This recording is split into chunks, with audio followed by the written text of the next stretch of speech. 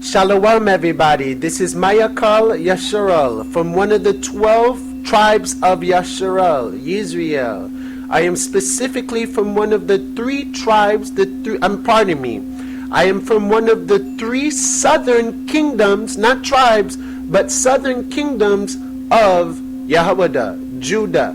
He is praised, the Most High is thanked, Yah is thanked and praised. I come specifically from the tribe of Lawyah, descendants of Aaron, Eleazar, and Moses, as well as co-heirs with Mary, which was a Levite, and Elizabeth, her cousin, which was a Levite, Jean-Baptiste, which was a Levite, Zachariah, which was a Levite, and most of these people concerning the priesthood. Yes, I am from one of the 12 tribes of Yasharal, the so-called Haitians, the Haitians, which I've come to recently find out that they may be part of Arawak or Taino or Yoruba or Maroon. I believe there's also another one as well. But from those type of tribes that used to be aboriginals on the land before the Europeans invaded everything and switched up everything and mingled everybody together and stuff. So if the Haitians are truly the priests of Yasharal, or at least part of the priesthood of Yasharal, then I am a Levi, Lawyah. Born and raised though in America, Boston, Massachusetts, under Judah, Yahweh, all my life, like a prowling lion. In today's video, we're going into our third video concerning and regarding the 12 patriarchs, the 12 tribes of Israel, hearing the testimonies and the testament of each of the tribal members of the 12 tribes. You see, in today's video, we're going to go into the testament of Lawyah, which means join unto Yah, you see, or Immanuel, God with us, or God join with us. It's actually the reverse. We join with God, concerning the priesthood and arrogance. Arrogance is another form of pride and boastfulness and things like that. So this will be very good for the Levites as well as Judah, Yahweh, because they have the kingdom and the priesthood. Levi just have the priesthood and the Holy of Holies. But it will help you understand the do's and don'ts, and we're also going to go into the do's and don'ts about being a priest and stuff like that. And we're also going to go into the 7 heavens, which is very important to understanding what the kingdom in the realms of heaven is like. So get your pen, pad, and pencil ready. This is going to be extremely informational, very powerful stuff. By the way, today's the 18th day of the 9th month in our 364 solar day year Hebraic calendar, which was given to us from the Most High, Yah Elohayim, or Yahweh Elohayim, through or coming in the name of Yeshua, which is our Savior, Yeshai, and gave into Kanawak, which was a righteous scribe of the Most High, one of the first, and from Enoch was given to Noah, then Noah to Shem, from Shem to Abraham, from Abraham to Yatazak to Isaac, from Yatazak Isaac to Jacob, and specifically to the tribe of Levi, Lawyah, and Jacob, because they were the lawgivers due to Moses, Masha. You see? So we're always dealing with a Levite and a Judite, which means Moses and Christ, Mary and Joseph, the priesthood, which is spiritual, and the kingdom, which is physical, and they go hand in hand. And that's why Mary, the Levite, had mated with the Judite, which was called Joseph, son and root of King David, Shalomah, and so on. So if you are ready, let's go ahead. Oh yeah, by the way, not only are we in the second portal in the 18th day of the 9th month, we also have a feast of dedications on the 25th day of this month. which is coming in 6 more days. According to the Julian season calendar, we're in December the 1st, 2014. 12/1/2014. So 12/1/2014, translated into Hebrew time, is the 18th day of the 9th month in the final semester of fall. So in Deuteronomy chapter 14 verse 7, and the Levite that is within thy gates, and the Haitian or the priest that is within thy gates, thou shalt not forsake him. Many have forsaken Haiti, completely abandoned us, want to discredit us, and parts of Judah attempt to boast over their priests, their ministers, which is not good. It is a form of arrogance. And those who are arrogant within any tribe, Levi, Judah, whoever, will be rewarded according to your deed with arrogance. So in Joshua, Yahushua, chapter 13, verse 33, but to the tribe of Levi, to the tribe of the Haitians, one of the southern kingdoms of Judah, Moses, had given no inheritance, because the Most High told Moses that the Levites should not have any physical inheritance in Israel, because the priesthood is spiritual. But the Most High thus says this, although we do have like some property on earth, our inheritance is the Holy of Holies, the priesthood, ministering to the Most High in Yeshua with the angel of presence. So, but to the tribe of Lawayah, Masha had given no inheritance. The Most High Spirit, the God, the Yah of Yasharal, is their inheritance, as he promised them. So the Most High is our inheritance as Levites. We're powerful in dreams and visions and prophecy, all this stuff that has to do with the spirit. We see through things, our blessings stand, our curses stand. This is why the Levites fell hard, the Haitians, because they were at the top of the pinnacle. During the time of Masha, Judah was not exalted over Levi. You see, but after the fall and all that stuff, Levi got into doing voodoo with the priesthood and Santa Maria and things like that, which came from the Romans when they came with the Catholic crap, which is satanic Santa Maria, and came with their voodoo and stuff, and the Hamites and all that stuff infiltrated us and things like that. I wouldn't be surprised if the Levites were exiled into Africa or the West Bank of Africa or anything like that. You see, during the time when the Arabs enslaved the northern kingdoms, you see. So I wouldn't be surprised if that's where the Levites or the Haitians picked up some of that crap in Congo and Bantu and things like that. So the history get deep. We're literally scattered everywhere. That's why there's a possibility that the Levites may not just only be gathered together in Haiti. They could be many places. They may even be tribes of Ham in Haiti. You never know. So the inheritance of the Levites is the priesthood. So this is what we're ordained to do, to minister, to see what the physical people cannot see. And the Most High made it this way so that only we can see things that some of the other people can't see. So we can minister unto them and they don't boast over us. And so, oh, you don't have no inheritance in Yasharal. So who are you? And Judah is the king, they're the leader and all this stuff. But remember, we're not here to divide and be conquered. We're here to unite. So arrogance got to be put away.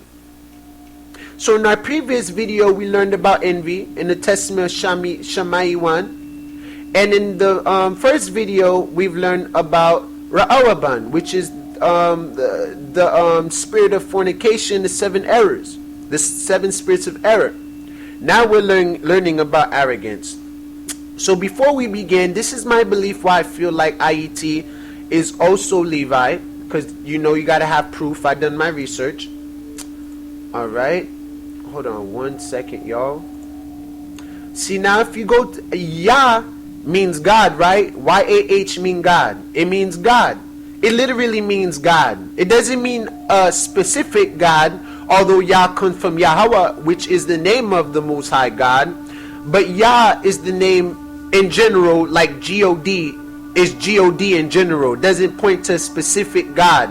So the Most High is Yah. He is the only Yah. He is the only God. So Yah means God.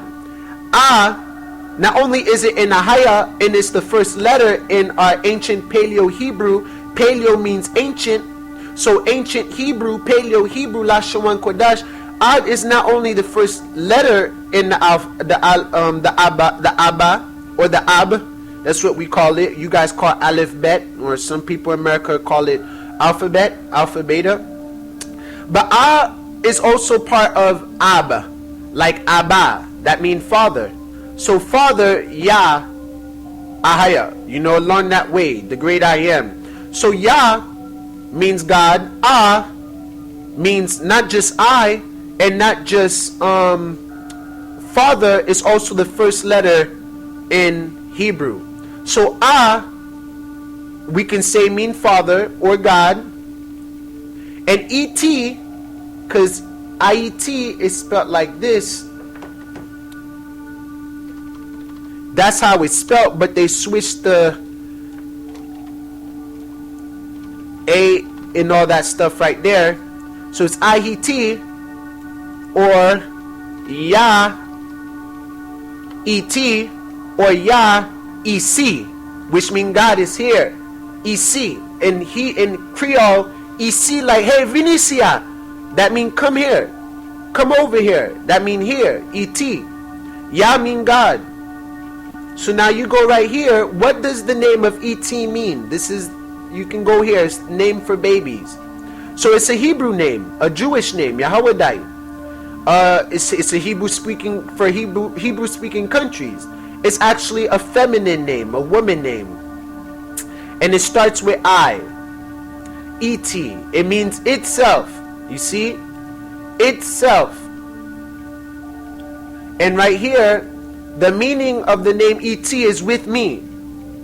So now if you put it together, if I mean father as an Ab, and Et mean with me, or Yah means God, and Et mean with me, father with me. Father is with me. God is with me. Immanuel, which means God is with us.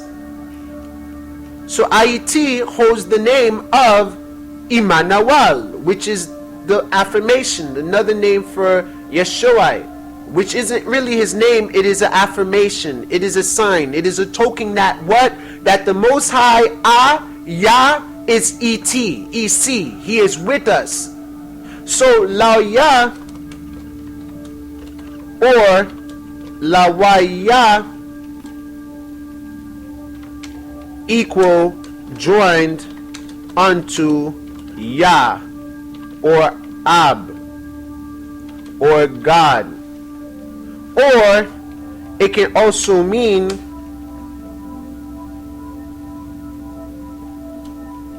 with God or Yah. So instead of God is with us, we are with God. So Lawayah, Immanuel is the same thing almost. Immanuel means God is with us. Lawayah means we are with God. We are with Yah. Join unto Yah. And remember, Et means with me. And these are my reasons why I believe this. Plus, the Haitians had defeated 3 kingdoms of the Europeans, the heathens. And based on our skin color and our traditions, we hold the same traditions as the Hebrew. And the Haitians' priesthood, their voodoo or their blessings or their healings are very powerful. And I am a witness of these things in that country. I've been there before. Not all of them do voodoo. That is a lie. So do not be fooled.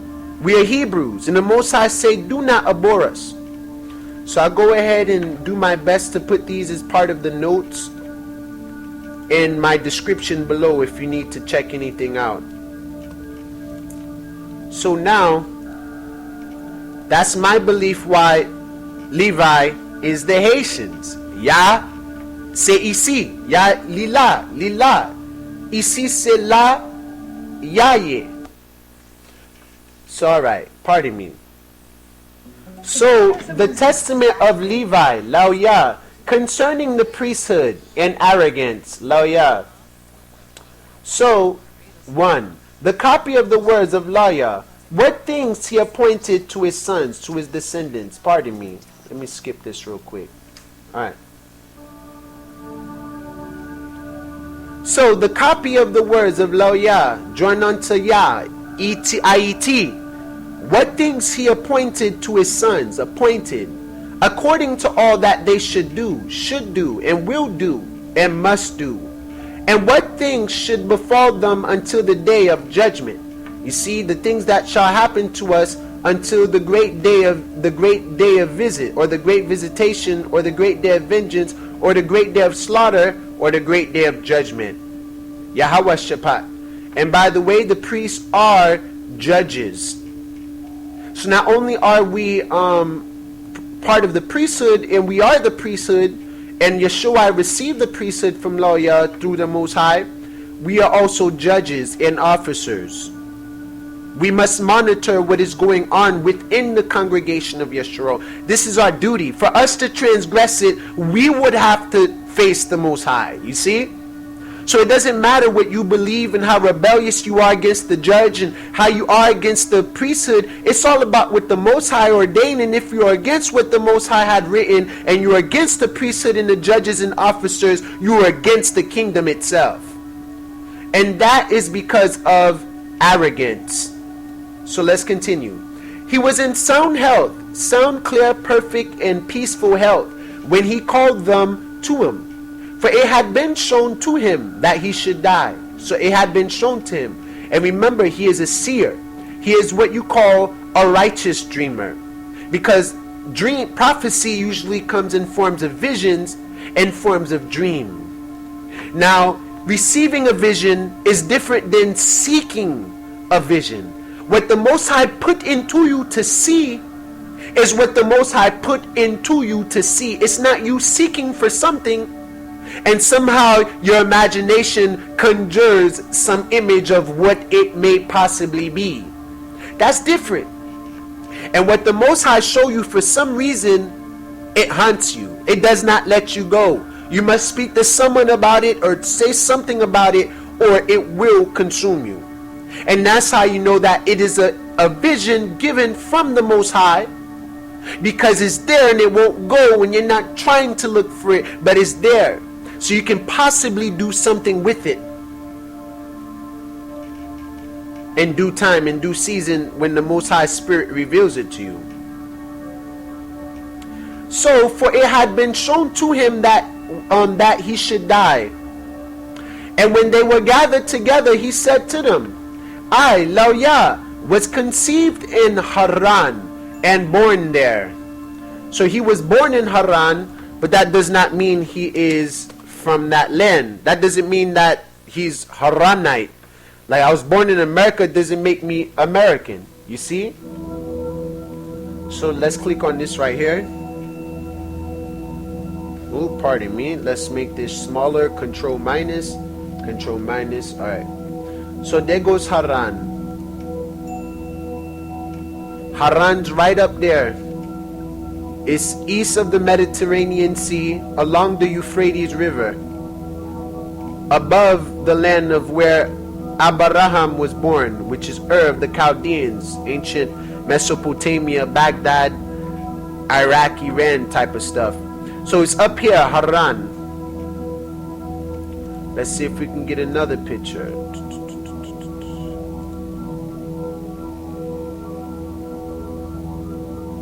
Okay, here's another picture. There goes Turkey, and there goes Haran. And Haran is right next to Syria. Right next to Syria, and this is the Euphrates River you see going along that path right there. Let's see if we can find another good one. Okay, I see two good ones. And there goes Haran again. This was where they traveled. There goes Zoan, Tyre, Megiddo, which is where the Valley of Judgment is going to be at. Megiddo, Armageddon, Yahweh-Shaphat, Kadesh Barnea, Syria, Haran. Now we continue on. Last one, there goes Nineveh, which is the capital of Assyria, and Haran happened to be west of it. And there goes Cyprus, where the ships of Tarshish are going to be coming in to go into this border near Megiddo, Tyre, Lebanon, and things like that.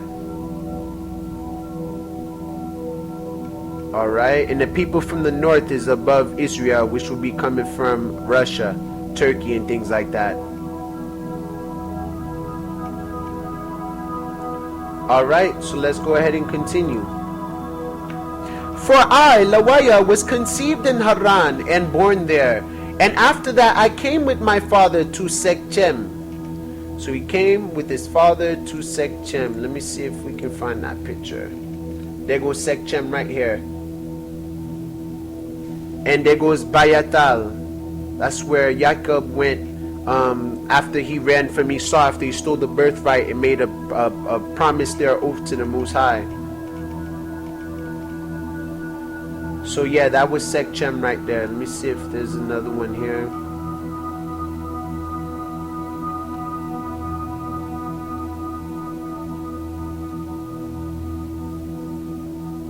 Pardon me, y'all. Alright, yeah, so Shechem is near Canaan and Yarabashalam.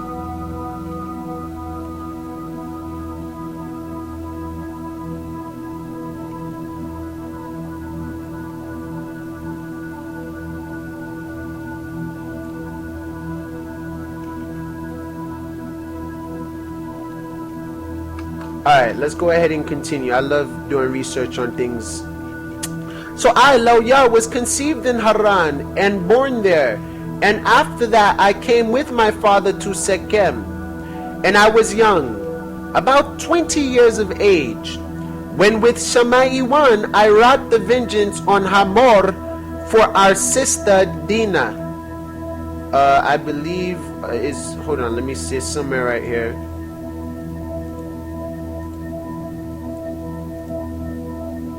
Alright, so Genesis 34, as we had read in the testament of Shammai 1, Hamor was a Hivite.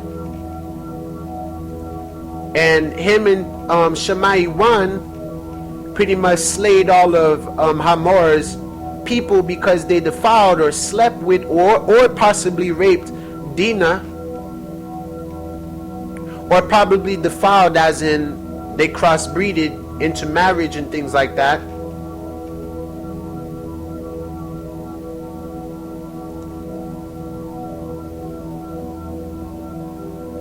And Shechem is a district in northern Palestine, also a son of Hamor. So it's Shakam, or Shakam, pardon me, Shakam. Same as Shechem, which means shoulder, or portion, or back, or socket.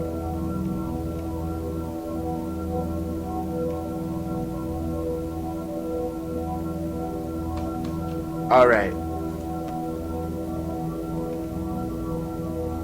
So Jacob said to Shammai 1 and Lawyah, ye have troubled me to make me to stink, to smell bad, to look bad, or to ruin his reputation among the inhabitants of the land, which is the other inhabitants of that area during that time, Shechem, Palestine, Haran, and things like that, among the Canaanites, which was where they were around in Shechem, and the Perizzites, because they're around the same general area. So let's look up how you say their name. So the Perizzites are a people in the land of Canaan, and their name is Parazai, inhabitant of the open country. Let's see what Prazai mean. Hamlet, ruler, Hamlet, dweller. Pardon me, Hamlet, dweller. It's probably mean Hamite, because Canaan is Ham. And I, being few in number, because we've always been few in number until the Most High multiplied us and we became fruitful, they shall gather themselves against me. So because of what Shammai 1 and Lawyah did, because of their arrogance and anger, the Canaanites and the Perizzites and the inhabitants of that land shall gather themselves together against Jacob, aka Yasharal, and slay him and kill him. That means kill. And I shall be destroyed. That means Yasharal shall be destroyed. And I and my house, him and his descendants, which is us, because of what we done, and plus more. And they said, should he deal with our sister as with an harlot? They know they should not deal with our sister as if she's a whore. She need to be married. She need the permission of the dad, and the dad need to give her into marriage, or it's illegal. So now if you look right here in Genesis 49:5, Jacob blesses his sons before he left. So he says, verse 5, Shammai 1 and Lawyah, the so-called Dominicans, that's what some people think, or the Taino or Arawak tribe or whatever, Yoruba or whatever, and Levi, Lawyah, are brothers. We are brothers, which means we're next to each other, near each other. Their swords are implements of violence, just like it says right here. They're instruments of cruelty.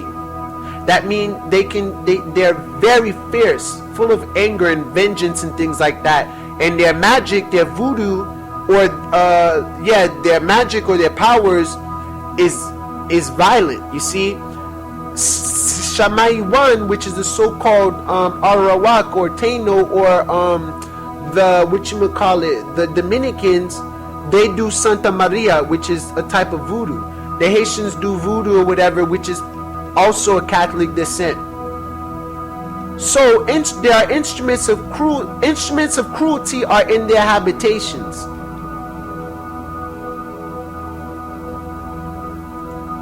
So let's continue on. So instruments of cruelty are in their habitations. O my soul, come not thou into their secret, unto their assembly. My honor, be not thou united. For in their anger they slew a man, Hamor, and in their self-will, their ego, and pride and arrogance, they dig down a wall.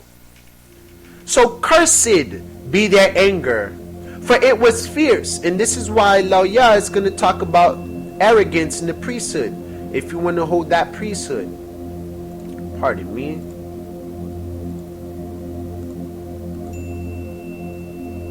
So cursed be their anger, for it was fierce, very fierce. We annihilated a lot of them Europeans and stuff, tore them down, ran them out, and gained our independence like a prowling lion, fierce. And their wrath, for it was cruel. I will divide them in Jacob and scatter them in Yasharal. So the Most High will divide us in Israel, in Jacob, and scatter us in Jacob, Yis-RoyAl. So now we continue on our lesson. So he was about 20 years of age when this happened. When with Shammai 1 I wrought the vengeance on Hamor for our sister Dana. And remember, Shammai 1 was dealing with envy as well, and murder, and thinking about killing Joseph and things like that. So, and when we were feeding our flocks in Abel Mol, so they were feeding their flocks, or pardon me, well, yeah, they were feeding their flocks in Abel Mol. Let's see where that's at. So there's only one picture of it. So they said it's around here, around this general area.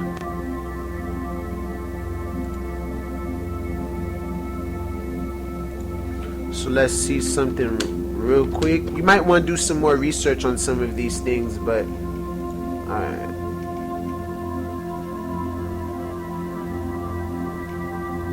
Okay, there's an encyclopedia about it. So Abel Mol, a city cited in the apocalyptic work, the Greek Testament of Levi, Lawayah. As the place where Levi, Lawayah, received the vision of the 7 heavens. The name is the Greek form of the Hebrew Abel Meholah, mentioned in Judges 7:22 and in the first book of Kings 4:12 and 19:16. Abel Meholah was situated in the mountains of Ephraim, a fact which calls into question the text of the Testament of Levi 2:5, which associates it with the Syrian mountain, the mountain of the shield, a false etymology from Shirion.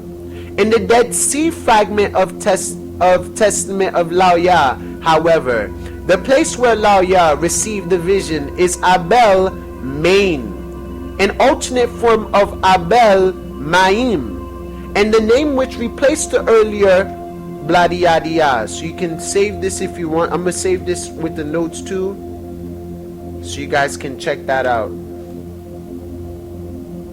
So Ephraim is in the location of West Bank, Palestine. Yes, the West Bank, Palestine. And the capital of that is Samaria. Wait, let me make sure. No, I believe I got that wrong. Wait, I know Ephraim is West Bank, Palestine. I believe. Yeah, I don't know if Samaria is the capital of. It might be of Lebanon. No, Lebanon. Yeah, we'll proceed for now, for the time being, because I don't want to spend too much time on that. So Ephraim is definitely West Bank, Palestine. And I believe the capital of West Bank, Palestine, or Ephraim, is Samaria. So, hold on 1 second. Alright. So when we were feeding our flocks in Abel Mol, a spirit of understanding of the Most High King, Yeshua, came upon me. And I saw all men corrupting their ways. So he had a vision. And he saw all men corrupting their way, the end times, these times, and that unrighteousness had built to itself walls, mountains, strongholds, and towers, which we tear down in Yeshua's mighty name, in his mighty name, in his mighty name, with his battle axe and battle armor, with his great almighty double-edged sword, Hadabar Alayam. And iniquity sat upon towers, strongholds. And I grieved for the race of men. And I prayed to Yeshua, Yahweh Alayam Bahasham Yeshua, that I might be saved. Be saved. Then there fell upon me a sleep. So he started going to meditative state of mind. And I beheld a high mountain, a great multitude of people. It can also mean a mountain. This is the mountain of Aspis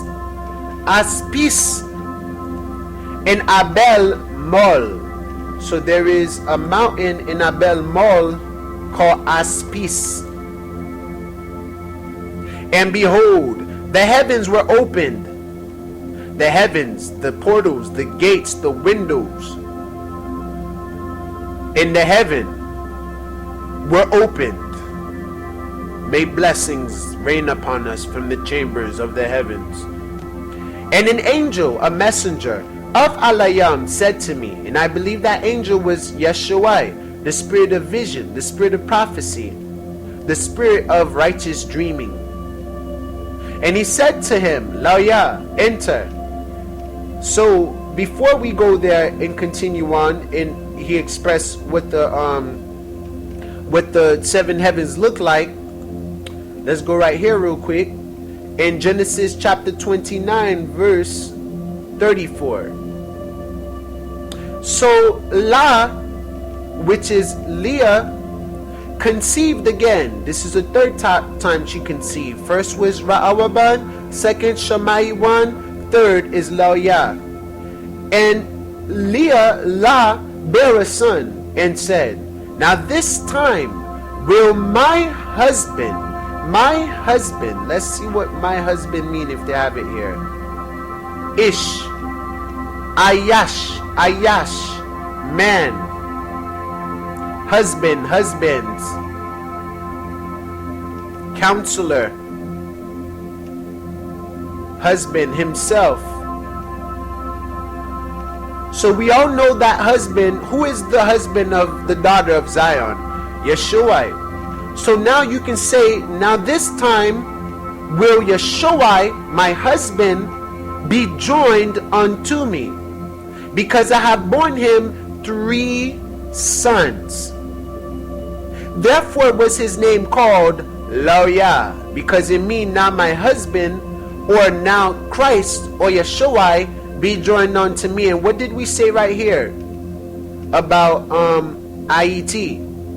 Father with me.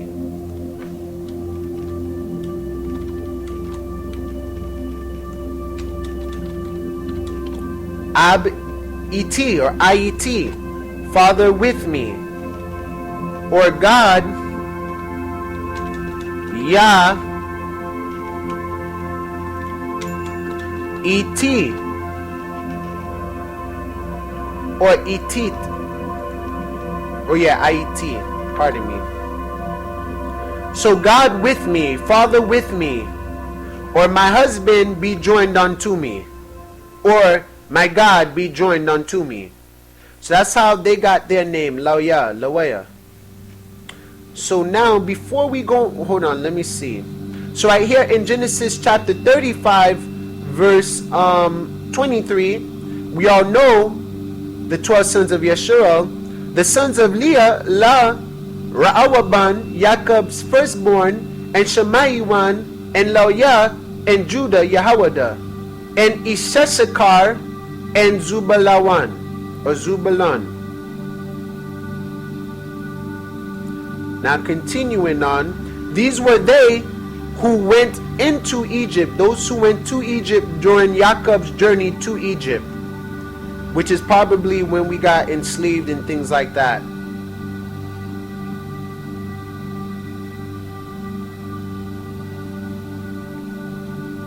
So, as we see here, the children of Shemaiwan, or the descendants of them, which is important to track so you can know if you're who you are and who's who and what's what.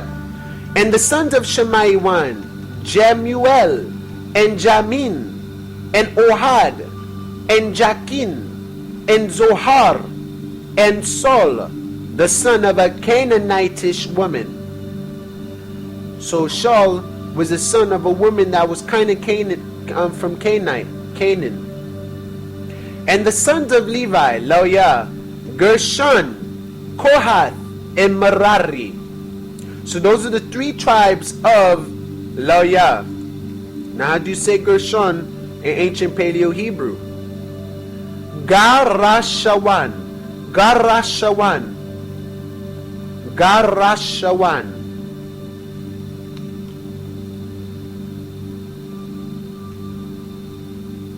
So we have Garashawan.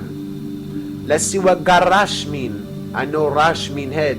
So Garash, to drive out, to cast out, dismiss, dispose, divorced, drive, driven, driven it away, evict, expelled.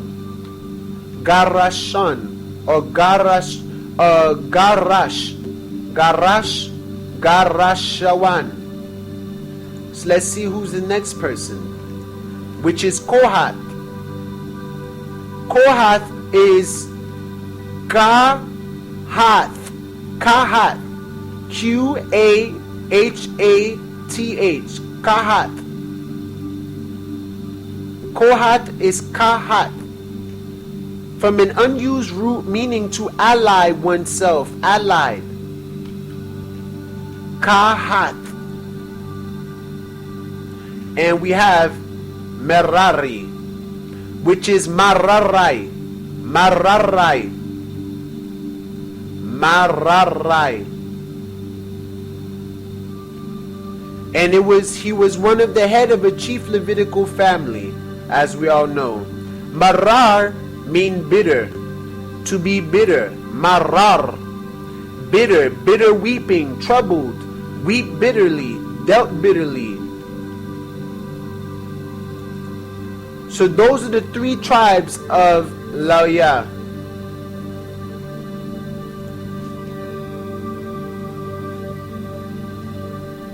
So now let's continue before we go on.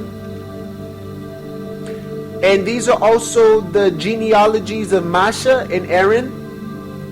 Exodus 6:16. These are the names of the sons of Levi. Okay, we had read this.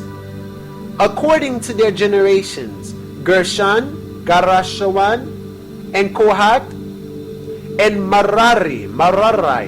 And the length of Levi's life was 137 years. The sons of Gershon, Libni and Shimei, according to their families. So let's see that real quick. Allahayam promises deliverance.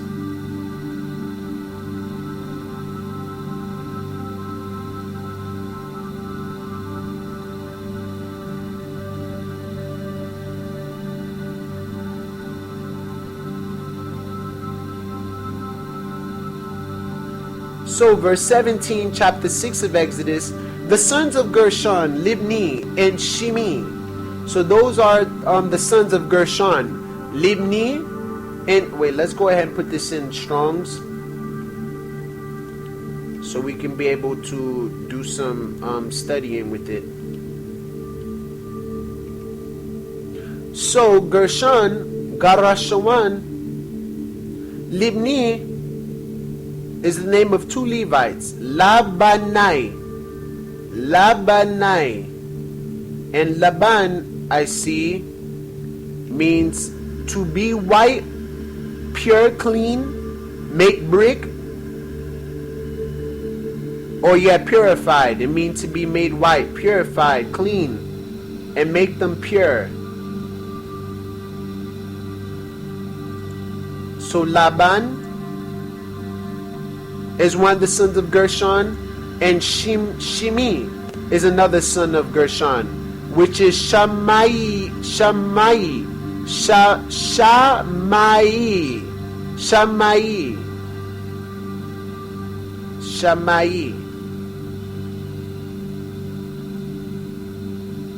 It's also the name of 20 Israelites.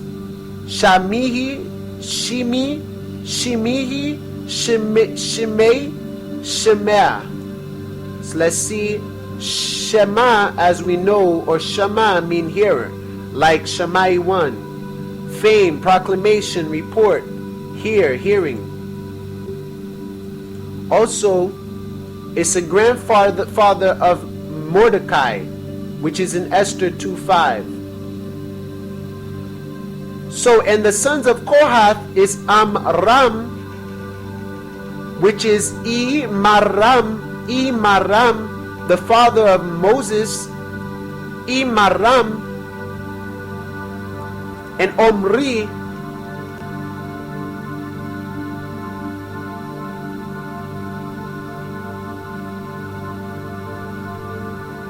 is a king of Israel. Omri, which come from Hamar or Amar, sheaves, make merchandise of.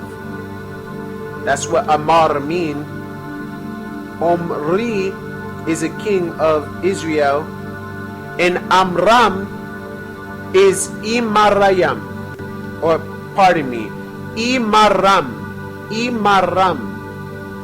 which mean high people. Probably from Am may mean I'm, Im, which mean folk or people.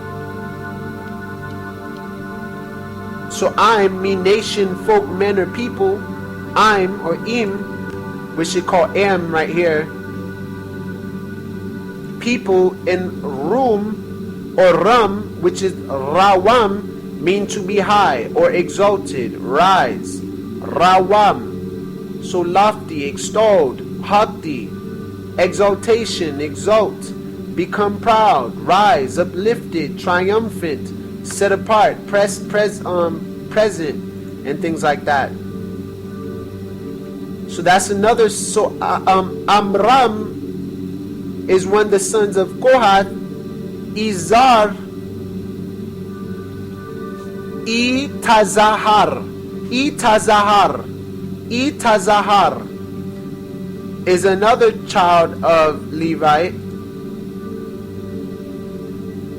and Tasohar or Tasor, which is Tazahar, mean midday. So it means midday. It also means noonday window. Duo double light, noonday, Tazohar. So Amram and Izhar are children of Kohath, and there's also Hebron, which is Kabarawan. Kabarawan is also the name of a place. It's a grandson of Levi, and a name in Caleb's family. A place in Palestine. Hebron. Kabarawan. Hold on, let me see if this is good. Alright. Kabarawan. And that is Hebron, pardon me. And there's also Uzziel. So there's Amram and Izhar in Hebron, and Uzziel, which are children of Kohath. Uzziel mean my strength is Yah, or God, or Al.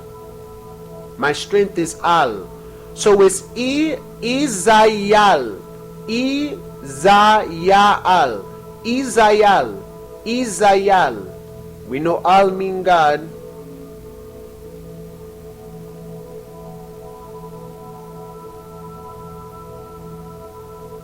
And Uzziel is also the name of Simeonite, a Benjamite, and a repairer of wall. He's also a Levite in this fashion that we're learning.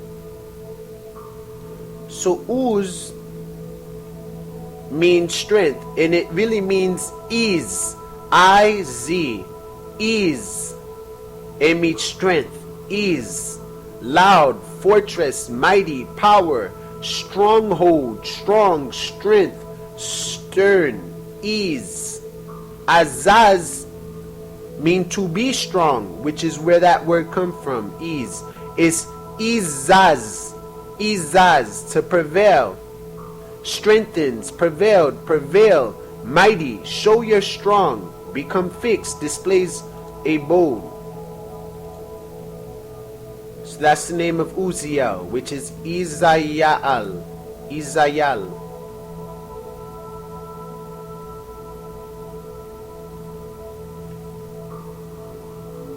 And the years of the life of Kohath were 133 years. So Kohath lived 133 years. Gershon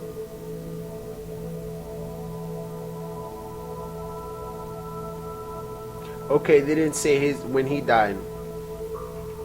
So when the sons of Merari, Mahali, so Mahali, son of Mushi, or is also a son of Mushi. Mahali mean Makalai. Makalai. Makalai. A Levite, also a son of Mushi, and grandson of Merari. Grandson of Merari. Kala means to beseech. Kala means to beseech. That's where that word come from. Kala. Also mean let me see. So beseech, infirmity, grieve, to be grieved or be grievous, pretty much, which mean to beg. So Kala means sick. But the name of Makalai is a Levite. So we continue on. And there's also Mushi. So Mushi means sensitive. Mushi. In ancient Paleo Hebrew is Mawashai. Mawashai. Mawashai. and Mush or Mush mean to feel. Mawash, Mawash, to feel, feel. Mawash, to touch, feel, handle. Mawash. So Malhi and Mushi, Mahali and Mushi are children of Merari. And these are the families of Levi, Lawyah, according to their generations. And Amram took him Jochebed, his father's sister, to wife. So Amram took Jochebed, which means Yahweh is glory, or he is glory, mother of Moses. Mother of Moses. So it's Yahweh-kabad. Yahweh-kabad. Yahweh, like in Yahweh, kabad. So Yahweh is glory, like Yahweh al-Hawad la Yahweh, which means all glory to he is. So kabad,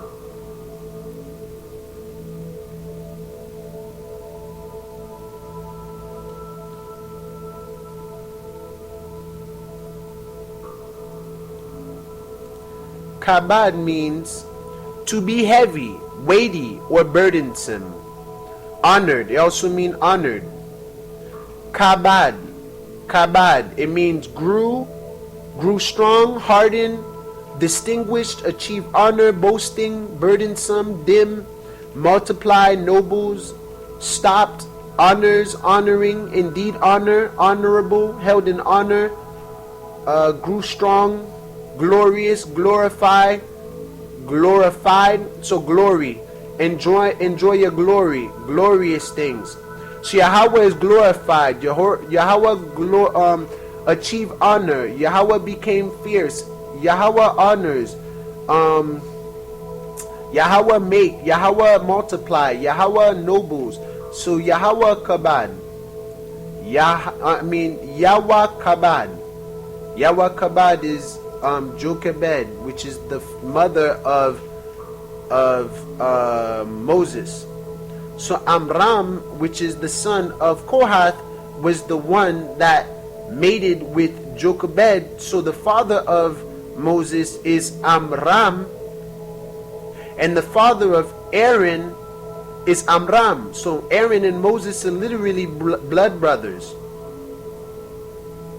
So we are most likely descendants of Amram, the descendants of Aaron. So Amram took him Jochebed, his father's sister, which is his aunt, I believe. His father's sister, yep, that would be his aunt during that time, to wife. And she bare him Aaron and Moses, Masha. So Aaron's name in Hebrew is Aharawan. Aharawan.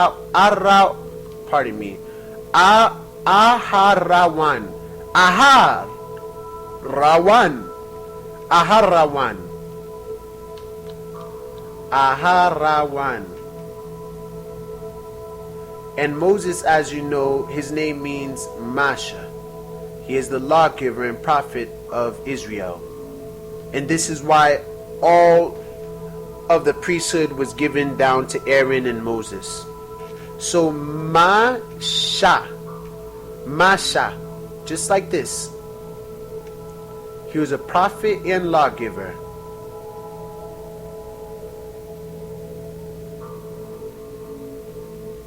Masha, Moses, the lawgiver. So Masha, that word comes from rescued or drawn out of the water. So to draw, Masha, drew, because he was drawn out of the water. To pull out, he was taken out of the water.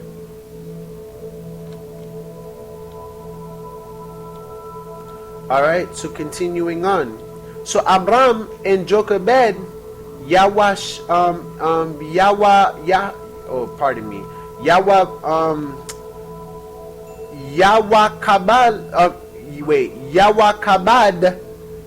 Kabad and Amram gave birth to Aaron and Moses, Masha. And the years of the life of Amram were 137 years. And the sons of Izar, Korah, and Nepheg, and Zikri, which I won't go into now. And the sons of Uzziel, Mishael, and Elzaphan, and Zithri. And Aaron took him Elisheba, daughter of Aminadab, or Aminadab. We'll go to a minute. So Elisheba mean God, Alahayam, or Yah is an oath, the wife of Aaron. So it's Alayashabai, Alayashabai, Alayashabai, or God of the oath, Shabbat, Al of oath. So Sheba, it means 7. Shabai. The other word is Shabbat, which means to swear. Solemn, solemnly swear, swear, swearer, swore, oath, took the oath, under oath, vow, vowed, swearing, solemn, promised them by oath, put the under oath, made an oath, promised an oath, exchange oaths, curse, adjure, made a covenant. So Shab, so Allah, which come from Alahayam, Alayah, Alayashabai, Alayashabai, which means Alahayam is an oath, or Alahayam the oath. So Aaron took her, the daughter of Aminadab. Let's see who that is. Aminadab mean my kinsman is noble. So in ancient Paleo Hebrew is Imayanadab. Imayanadab.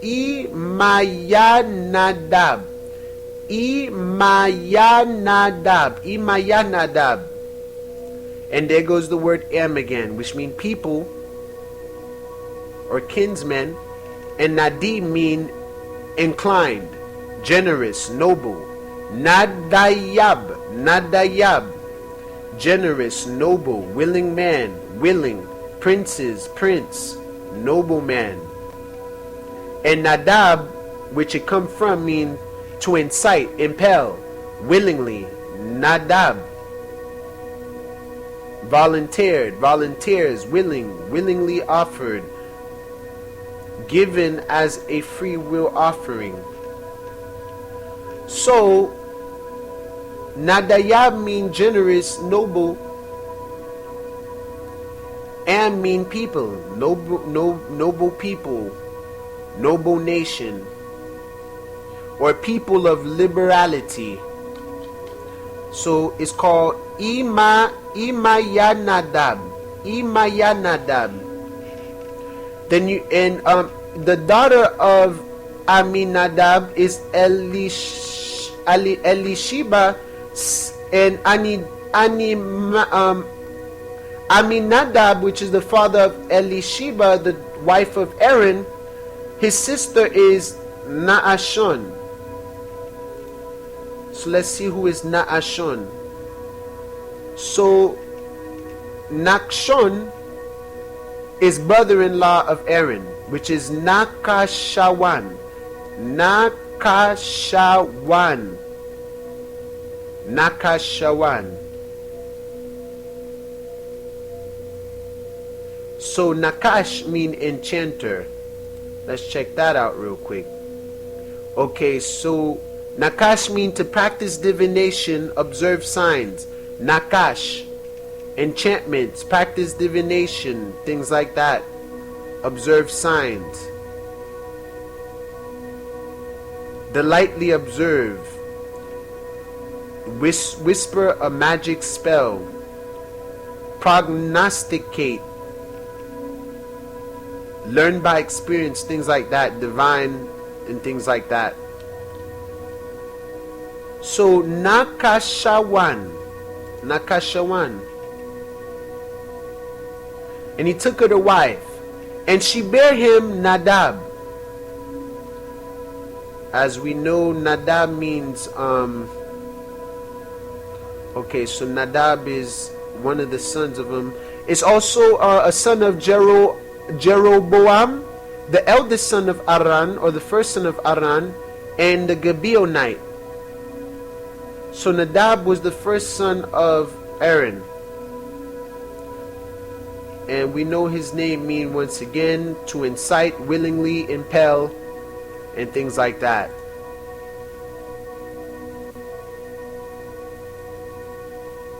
So she bare him Nadab and Abihu, Eleazar, which is the priest, and Itamar. We'll go along this another time, but Eleazar, many people need to know. His name mean Alayasha, which mean Allah, pardon me, that's not how his name is spelled. Eleazar is Alaizar.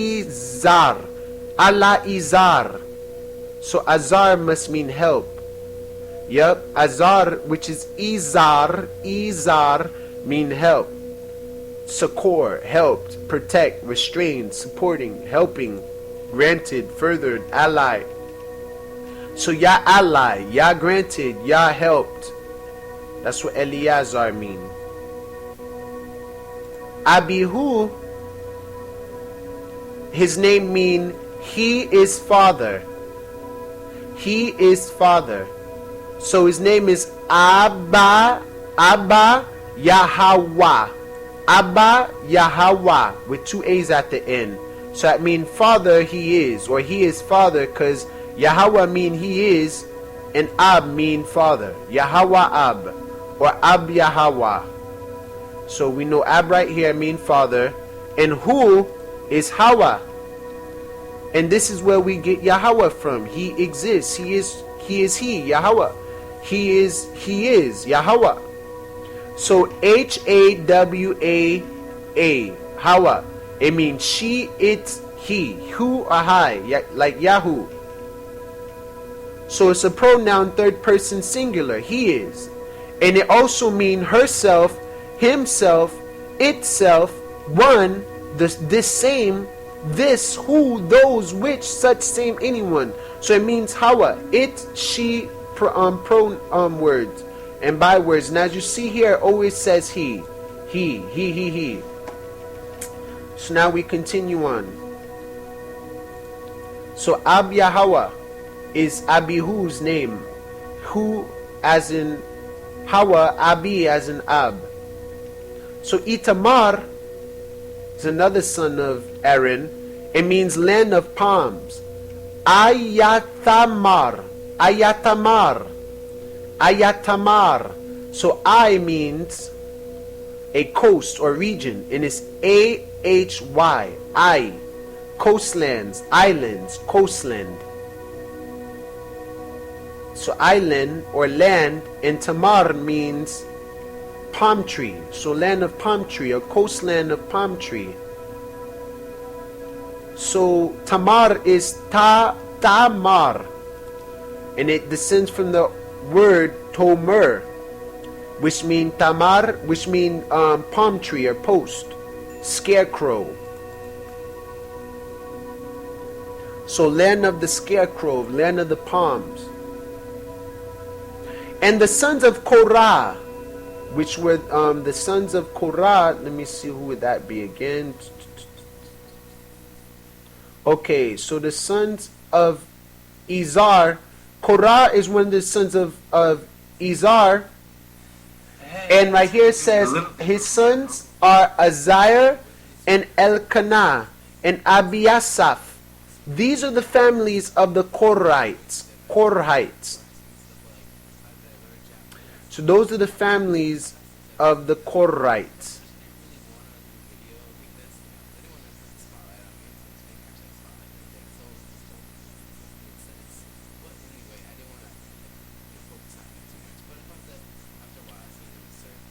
Alright, let me see. Hold on 1 second, y'all.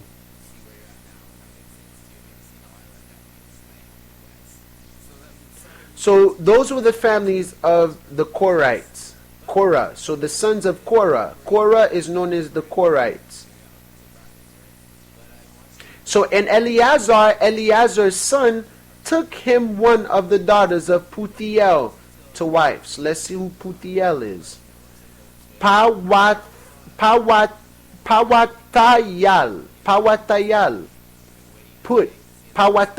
Put mean, oh, so it's a son of Ham. So Put is a son of Ham. Also their descendant in their land. Put, Mizraim and things like that. So Pawat.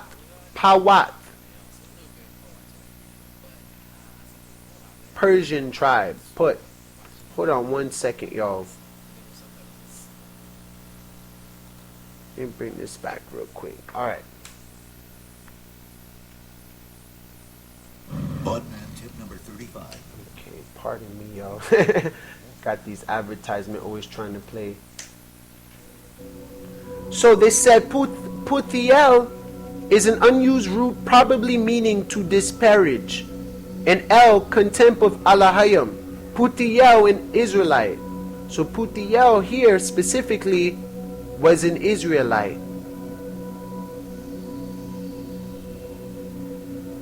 Although Put is a name for a Hamite and their land, and Al mean God. So you might want to do some more research on that. And Eleazar, Aaron's son, took him one of the daughters of Putiel to wife, and she bare him Phinehas, which is important, very important. Where his name is in ancient Hebrew, his name in ancient Paleo Hebrew is Panayakas,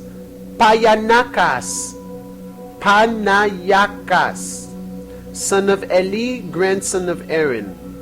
Panayakas. And right here it says apparently from Peh mean mouth, edges, counsel, sound, speech, two-edged, proportionate, taste, word, evidence, collar, boasting. It means a couple of things. Accord, accordance.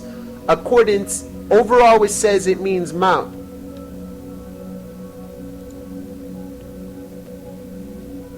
So, and we all know that Nakash means a serpent. So Nakash mean a serpent. So mouth of a serpent. Phinehas.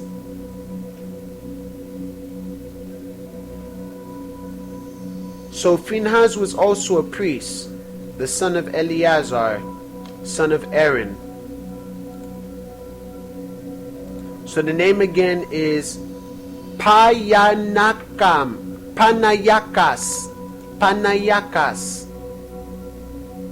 And she bare Phinehas, Putiel, and Eleazar. These are the heads of the fathers of the Levites according to their families.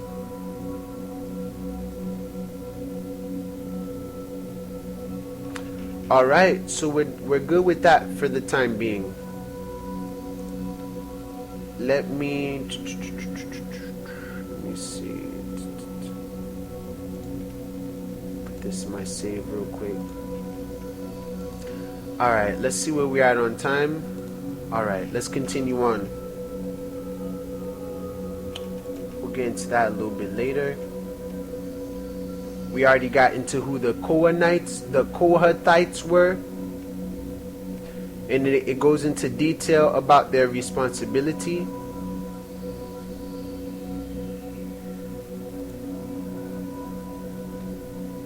The sons of Aaron, duties of the Levites. I'm not going to go into that here today. I will go into a different video and explain the position of the Levites, which is very important. And yes, the priesthood was given to the Levites, and it goes into detail about what is the position of all three of those tribes and their descendants right here.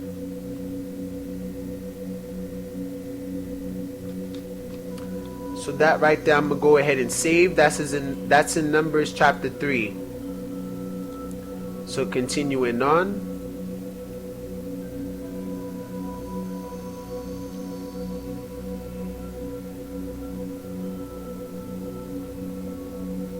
I love what it says right here real quick. In Numbers 17:2, speak to the Israelites and get 12 staffs from them, one from the leader of each of their ancestral tribes. 12 staffs from them, one from the leader of each of their ancestral tribes. Write the name of each man on his staff. Numbers 17:4, place them in the tent of meeting, congregation, in front of the ark of the covenant law, where I meet with you.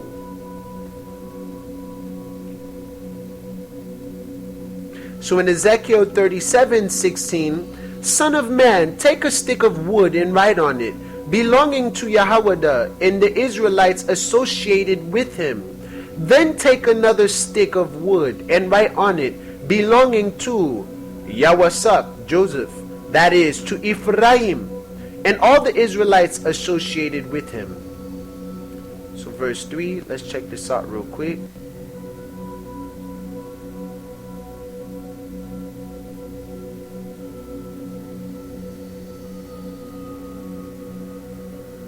Yeah, this is very important too. This is in number 17.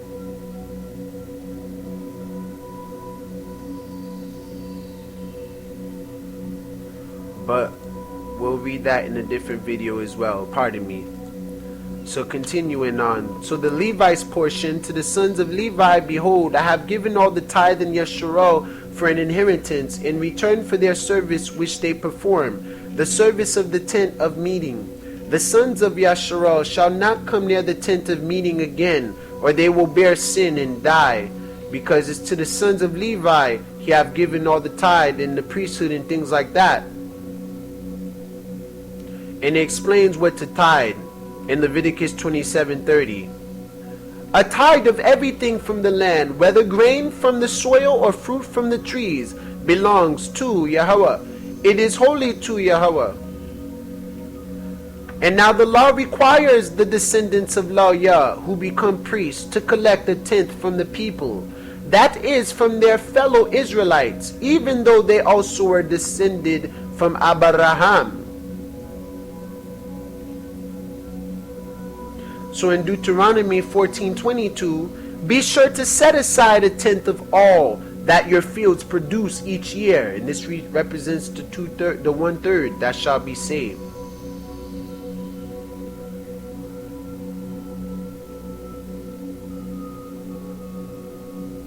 So in Malachi chapter 2 verse 4, and you will know that I have sent you this warning so that my covenant with Lawyah, Levi, may continue. So know that this is a warning, says the Most High, Yahweh, he exists, Almighty, Yahweh Shaddai.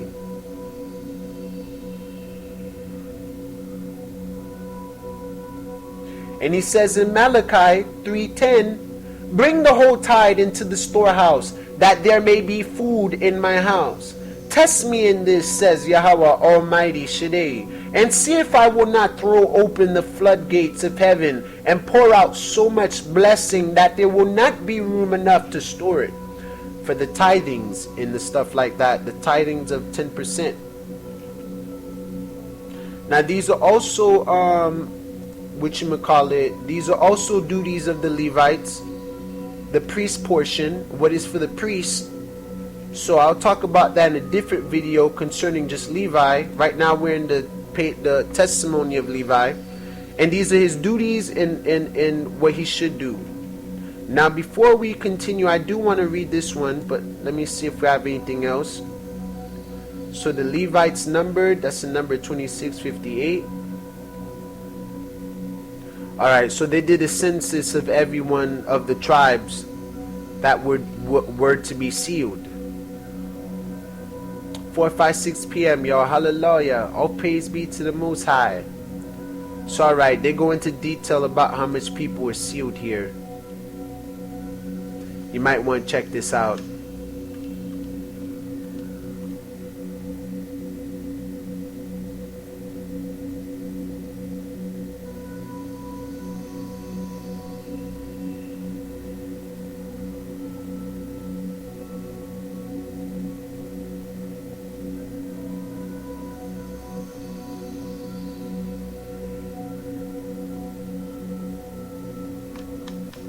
Alright, so that right there I'm gonna go save too. Just wipe out some of this stuff. I love this. Deuteronomy 10:8. So it says in Numbers 3:6 first, bring the tribe of Lawyah and present them to Aaron the priest to assist him. And it says in Numbers 16:9, isn't it enough for you that Yahweh of Yasharal has separated you from the rest of the Israelite community and brought you near himself to do the work of Yahweh's tabernacle, the holy tabernacle, and to stand before the community and minister to them, which is what I'm doing now, which is what we're here to do. And Numbers 18:1, Yahweh said to Aaron, you, your sons, and your family are to bear the responsibility for offenses connected with the sanctuary, and you and your sons alone, Lawyah, descendants of Aaron, are to bear the responsibility for offenses connected with the priesthood. And Deuteronomy 17:12, anyone who shows contempt for the judge or for the priest who stands ministering there to Yahweh, your God, your Yah, your Al, is to be put to death. You must purge the evil from Yasharal. In Deuteronomy 18:5, for Yahweh your God, your Yah, has chosen them and their descendants out of all your tribes to stand and minister in Yahweh's name always. Deuteronomy 21:5, the Levitical Levite priests shall step forward, for Yahweh your God has chosen them to minister and to pronounce blessings in the name of Yahweh, Ahaya, and to decide all cases of dispute and assault. Deuteronomy 31:9, so Moshe wrote down this law and gave it to the Levitical priests, and the law was where the calendar was made and put into and implemented. And I have received it, and I am attempting to share it with my people, with you guys. Yasharal, Koam, who carried the ark of the... So Moses wrote down this law and gave it to the Levites, Lawayah priests, who carried the ark of the covenant. We carry the ark of the covenant of the Most High, Yahweh, and to all the elders of Yasharal. So in the first book of Chronicles, chapter 15:2, then Dawud said, no one but the Levites may carry the ark of Yah, no one but the Levites, because Yahweh chose them to carry the ark of Yahweh and to minister before him forever. And that's why Yeshua had to have the Levite mix in him to receive the priesthood and activate these things. Christ is a high priest. He is a Levite slash Yahwehite.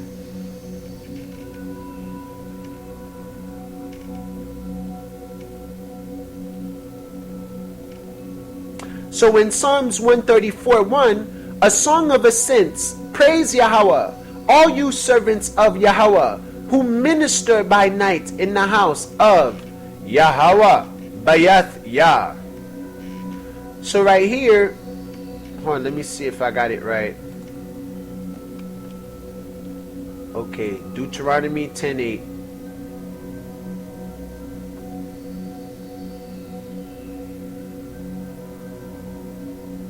So in Deuteronomy 10:8, at that time Yahweh separated the tribe of Lawyah. He separated us, and we received no inheritance and became joined unto the Most High. We're being used for vision and priesthood and healing and powerful things, miraculous and mysterious things, to bear the ark of the covenant of Yahweh, to stand before Yahweh, to minister unto Yahweh, and to bless in his name, Yahweh, unto this day. Wherefore, Lawyah hath no part nor inheritance with his brethren, because what he received is way above the earthly inheritance and possessions. So Yahweh, which is joined unto us, our husband, is our inheritance, and we share it with our family, Yasharal. according as Yahweh thy God promised him. So the Most High promised us, and he says a call to obedience. So now these statutes, law, and all this stuff was created after this, and it was given to Levi. It all started with the Levites, with Moses, Masha. Deuteronomy 10. So we're done with that for the time being. Let me see.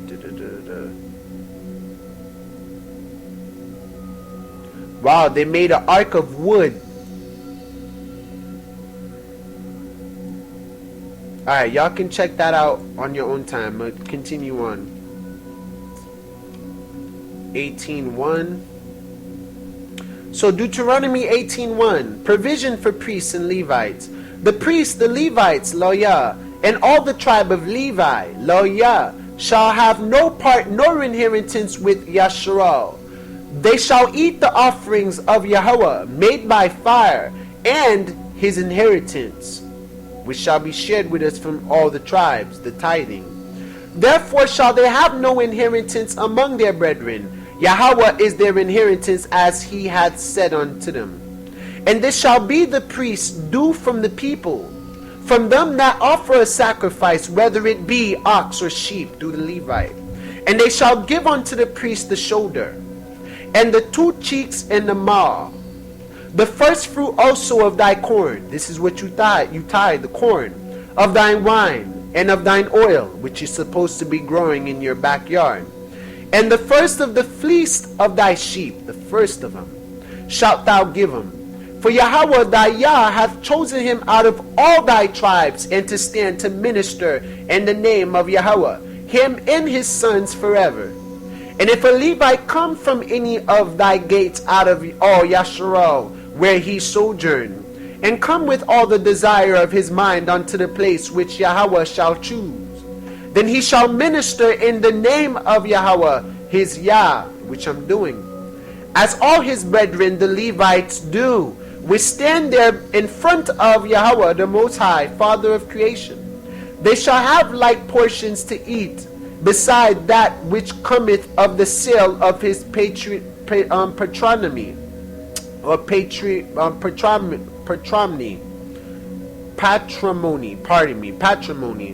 And then it talks about how we're not supposed to be involved in like witchcraft and stuff, but Levites ended up getting into that. That's why this chapter is this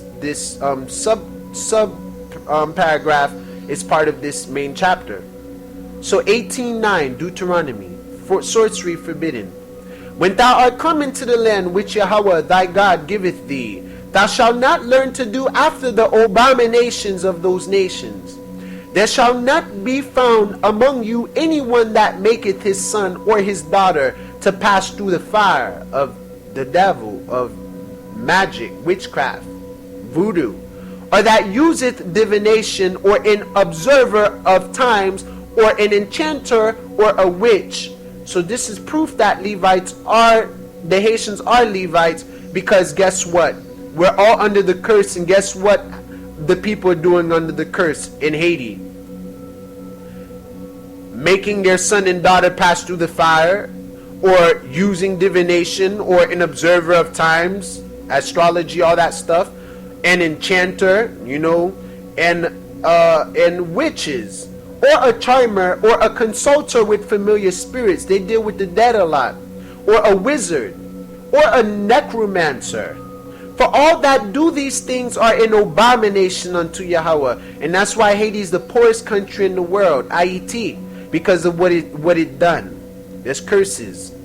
And because of these abominations, Yahweh thy Yah do drive them out from before thee. He did, right in front of us. Thou shalt be perfect, holy, and sound with Yahweh thy Yah. For these nations which thou shalt possess, which we shall, hearken unto observers of times, like the French and the Europeans that brought that down to Hispaniola, to Dominican Republic and Haiti, and unto diviners. But as for thee, Yahweh thy Yah hath not suffered or tolerated thee so to do, and we have. So now we're in trouble. So now a new prophet, this is all part of the same chapter. The new prophet represents Yeshua taking on the Levitical priesthood, and he keeps the laws.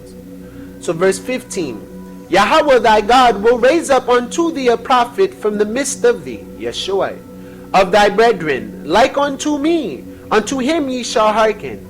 And this is in the book of Moses, Deuteronomy. So we shall hearken unto him, like we did to Moses, according to all that thou desirest of Yahweh thy God in Horeb, in the day of the assembly, in Horeb, saying, Let me not hear again the voice of Yahweh my God, neither let me see this great fire any more, that I die not. And Yahweh said unto me, They have well spoken that which they have spoken. I will raise them up a prophet from among their brethren, like unto thee, and will put my words in his mouth. And he shall speak unto them all that I shall command him. And it shall come to pass, that whosoever will not hearken unto my words which he shall speak in my name, I will require it of him. But the prophet which shall presume to speak a word in my name, which I have not commanded him to speak, or that shall speak in the name of other gods, even that prophet shall die. And if thou say in thine heart, How shall we know the word which Yahweh hath not spoken? When a prophet speaketh in the name of Yahweh, if the thing follow not, nor come to pass, that is the thing which Yahweh hath not spoken. But the prophet hath spoken it presumptuously. Thou shalt not be afraid of him. So the Most High is going to raise us a new prophet, a new priest, and he will follow these provisions for the priests. And the Levites must continue to follow this, because the Levites did not lose their possession.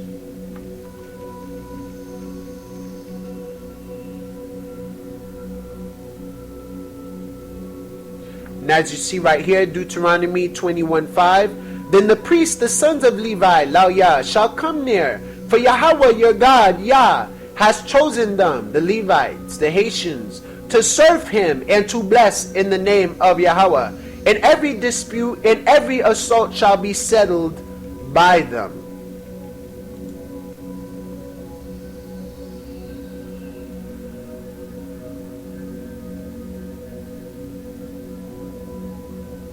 So this was the reading of the law,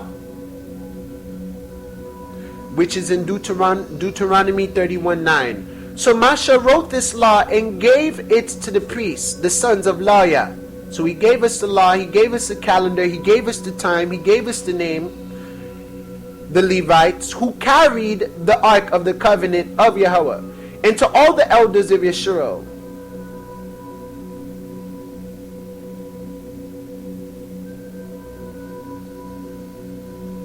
So in Exodus 24, verse 4, Moshe, the lawgiver, then wrote down everything Yahweh had said. So it wasn't Moses giving the law, it was the Most High telling him what to write down. He got up early the next morning at sunrise and built an altar without tools at the foot of the mountain and set up 12 stone pillars representing the 12 tribes of Yasharal.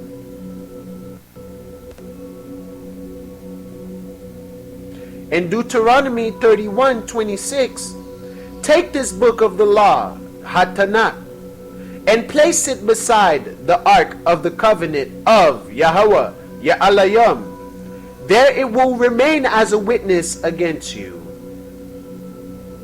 Deuteronomy 33:10, he teaches your precepts to Jacob and your law to Yasharal.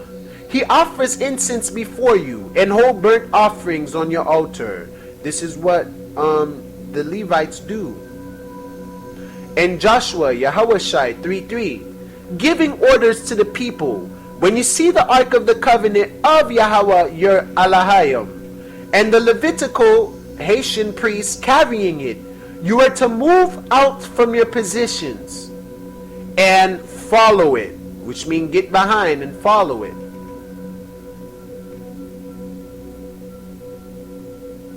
In the first book of Kings 8:3, when all the elders of Yasharal had arrived, the priests took up the ark.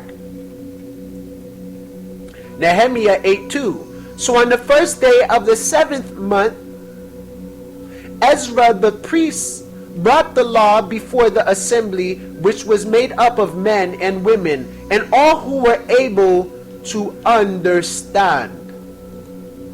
So now continuing on.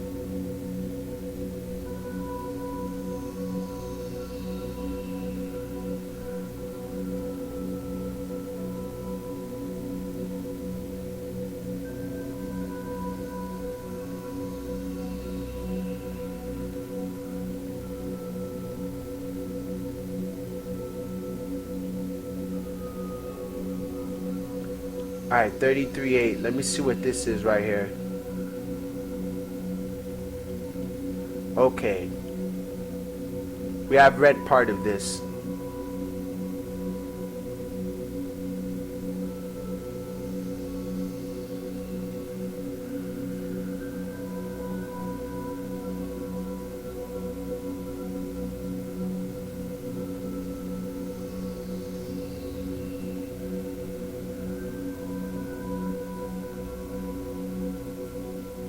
Alright, so this is Deuteronomy 33:7. And this is the blessing of Yahweh. And he said, Hear, Yahweh, the voice of Yahweh, and bring him unto his people. Let his hands be sufficient for him, and be thou in help to him from his enemies. And of Lawyah he said, Let thy Tumim and thy Urim be with thy Holy One, whom, which is Yeshua, thou did prove at Massah, and with whom thou didst strive at the waters of Meribah. Who said unto his father and to his mother, I have not seen him, neither did he acknowledge his brethren, nor knew his own children, for they have observed thy word and kept thy covenant. They shall teach Jacob thy judgments, and Yasharal thy law. They shall put incense before thee, in front of thee, and whole burnt sacrifice upon thine altar. Bless Yahweh his substance, and accept the work of his hands. Smite through the loins of them that rise against him, and of them that hate him, that they shall not rise again. Alright, so that's pretty good right there. Let's see what's this right here. Okay, so this is the inheritance east of Jordan.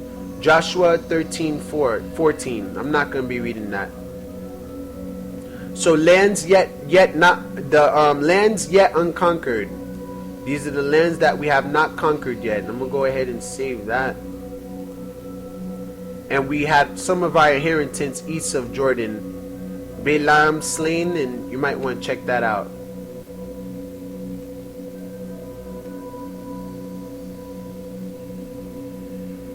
So in Deuteronomy 18:1, the Levitical priests indeed, the whole tribe of Lawyah, are to have no allotment or inheritance with Yasharal.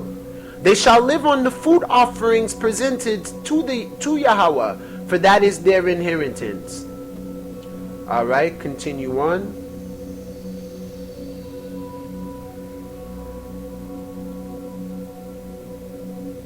You might want to check this out. Jeroboam's idolatry.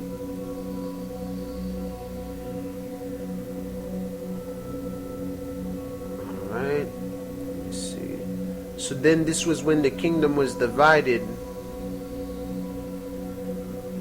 So Yasharal, which is the 10 tribes, the northern tribes,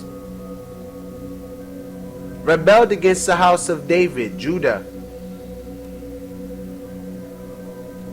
So, alright, that got to be saved as well. So continuing on, let me see where we are on minutes. Pardon me, y'all. So, alright, the gatekeepers in Jerusalem in the First Chronicles of 9:18. Now, the gates represent,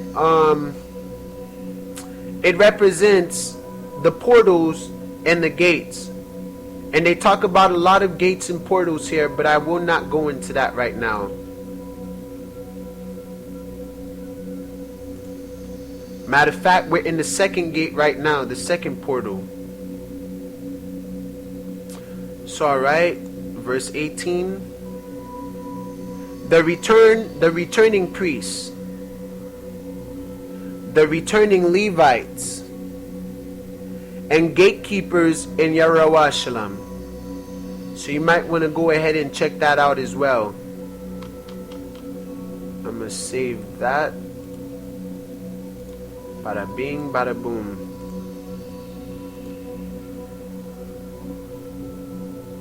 Alright, this is more about the gates in the first book of Chronicles 23:6. The visions of the Levites. You know, we're appointed our positions again, and Levite duties revised, which I will not be going into at the moment. I will be talking about that in the video about Levi. The Kohites, the Kohathites. Let me see, this may be the same thing. Yup, same thing. Same thing.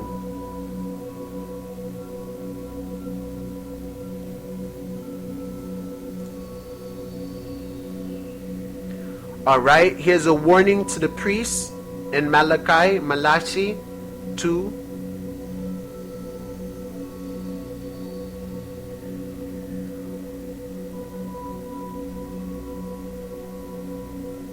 And Judah's unfaithfulness.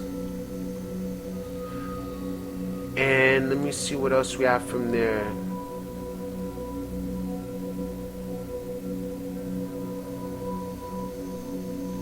Alright, this is also concerning the priesthood, Melchizedek and Abraham, priesthood based on faith, Hebrews 7:5. And this one's very important, especially about Melchizedek. So Yeshua, a priest like Melchizedek, is going to explain how Yeshua received the priesthood. So if therefore perfection were by the Levitical priesthood, for under it the people received the law, what further need was there that another priest should rise after the order of Melchizedek, and not be called after the order of Aaron? You see, which is Yeshua. But yeah, you can go ahead and read a little bit more about that. I'll read that in a Levite video as well.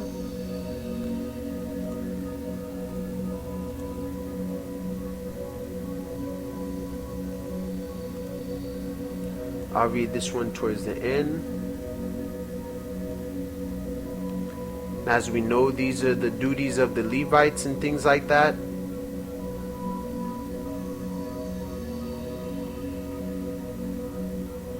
So we say right here, and Yahweh said unto Aaron, Thou and thy sons and thy father's house with thee shall bear the iniquity of the sanctuary, and thou and thy sons with thee shall bear the iniquity of your priesthood. And thy brethren also of the tribe of Lawyah, the tribe of thy father, bring thou with thee, that they may be joined unto thee, Lawyah, and minister unto thee. But thou and thy sons with thee shall minister before the tabernacle of witness, and they shall keep thy charge and the charge of all the tabernacle. Only they shall not come nigh the vessels of the sanctuary and the altar, that neither they nor ye also die. So only the Levites can come near that place. And they shall be joined unto thee, and keep the charge of the tabernacle of the congregation. That's why I always say that. I'm a Levite, one of the priests of the congregation of Yasharal. For all the service of the tabernacle, and a stranger shall not come nigh unto you. And ye shall keep the charge of the sanctuary, and the charge of the altar, that there be no wrath any more upon the children of Yasharal. And this is the importance of the Levites. And I, behold, I have taken your brethren the Levites from among the children of Yasharal. To you they are given as a gift for Yahweh, to do the service of the tabernacle of the congregation. Therefore thou and thy sons with thee shall keep your priest's office for everything of the altar, and within the veil, and ye shall serve. I have given your priest's office unto you as a service of gift. And the stranger that cometh nigh shall be put to death. And you can go ahead and read more there if you want to. The Levi's portion, blah, yada, yada.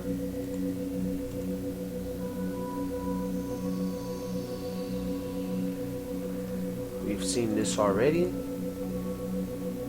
Alright, and so now we're about to begin our lesson. So in John 14, verse 1, Yeshua comforts the disciples, the students. Let not your heart be troubled.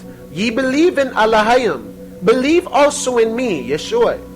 In my Father's house, in my Father's home in heaven, are many mansions, many dimensions. If it were not so, I would have told you. I go to prepare a place for you, a mansion. And if I go and prepare a place for you, a mansion or many mansions, I will come again and receive you unto myself, the second coming, that where I am, there ye may be also. And whither I go, ye know, and the way ye know. And Yeshua saith unto them, I am the way, the truth, and the life. No man cometh unto the Father but by me. If ye have known me, ye should have known my Father also, which is truth. And from henceforth ye know him and have seen him. So now we continue on.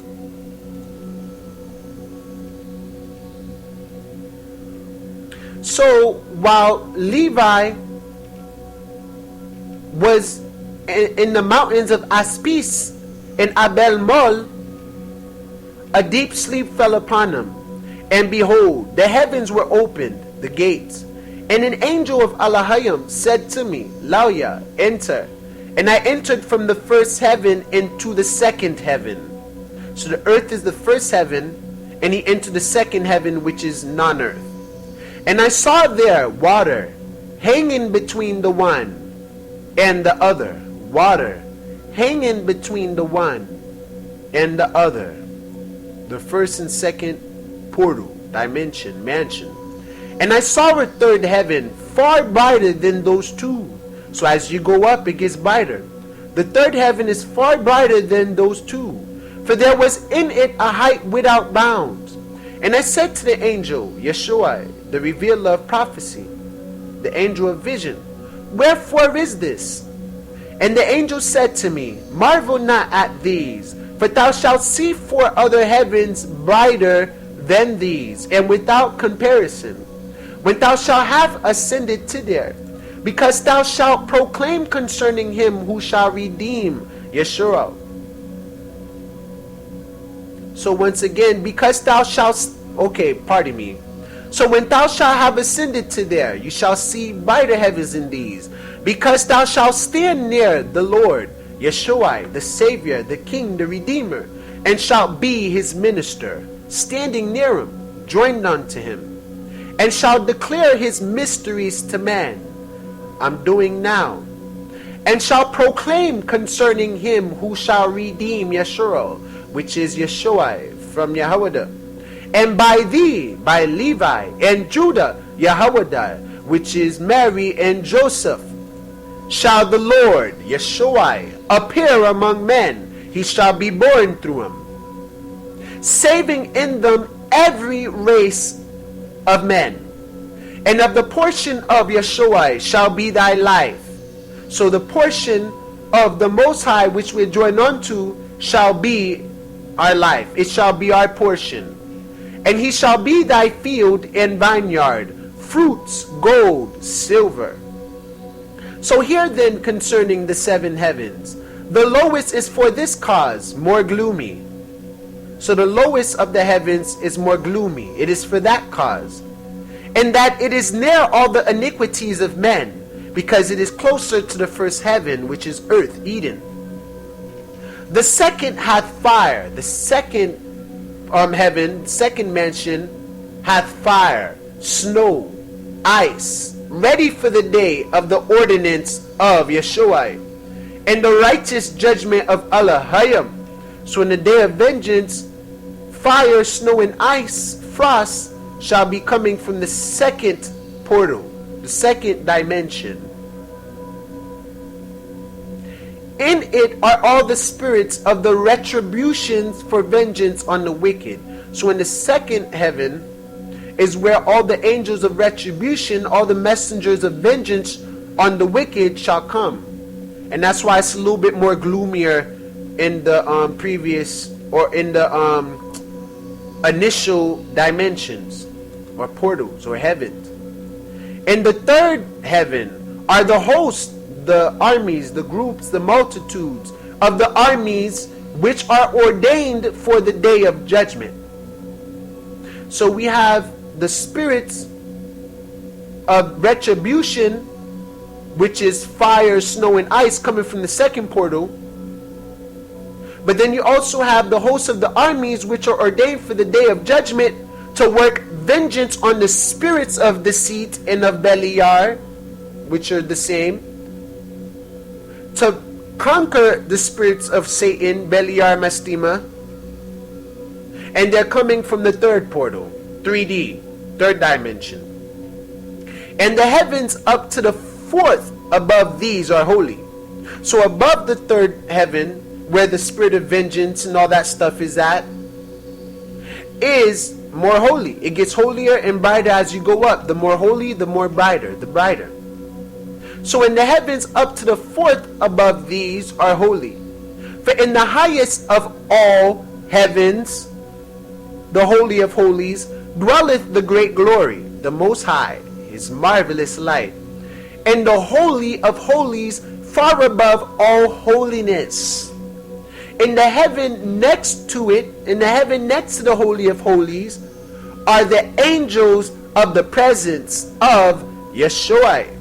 The angels of the presence, which may remind me of the four main archangels, or maybe seven, other than Yeshua, who is the king and leader of them, and Mayakal, which is Mikael, their captain, who minister and make propitiation to Yeshua for all the ignorances of the righteous.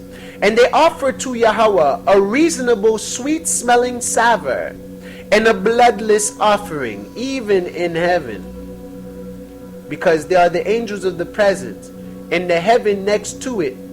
And by the way, this represents the priesthood, the sacrifice and all that stuff, and the offerings. So that's where the Levites are sitting, next to the Holy of Holies, ministering to the Holy of Holies. And that's why inheritance is far exceeding anything carnal. And in the heaven below this are the angels who bear the answers, that have the answers to the angels, to the messengers of the presence of Yeshua, Yahweh, the Father of creation. So they bear the answers of the angels of the presence. And in the heaven next to this are thrones. So the heaven next to the heaven below the Holy of Holies, below the Holy of Holies, next to the angels who bear the answers to the angels of the presence of Yeshua. In the heaven next to this are thrones, dominions, in which hymns are ever offered to Lawayah. So I believe it's the thrones, dominions, and maybe principalities, but I may be wrong. So let's stick to what he said. So in the heaven next to this are thrones, dominions, in which hymns, songs are ever offered to Lawayah. Therefore, whenever Yeshua looketh upon us, all of us are shaken. Yeah, the heavens and the earth and the abysses are shaken at the presence of his majesty. Like every time Yeshua come in, or when Yeshua leaves, there is a great earthquake. Significant. Everyone feels it. But the sons of men, regarding not these things, sin and provoke the Most High, because they don't know. Now, therefore, know that Yeshua will execute judgment upon the sons of men, because when the rocks are rent, and the sun quenched, and the waters dried up, and the fire trembling, and all creation troubled, and the invisible spirits melting away, and the grave spoiled, and the suffering of the Most High, which is through Yeshua. Pardon me.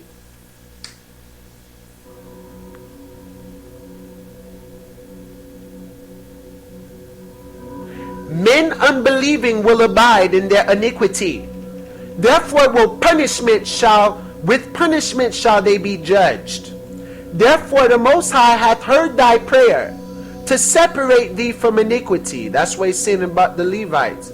He had heard our prayers, especially for forgiveness of Israel, to separate thee from iniquity, and that thou shouldest become to him a son, the Levites, and a servant, and a minister of his presence.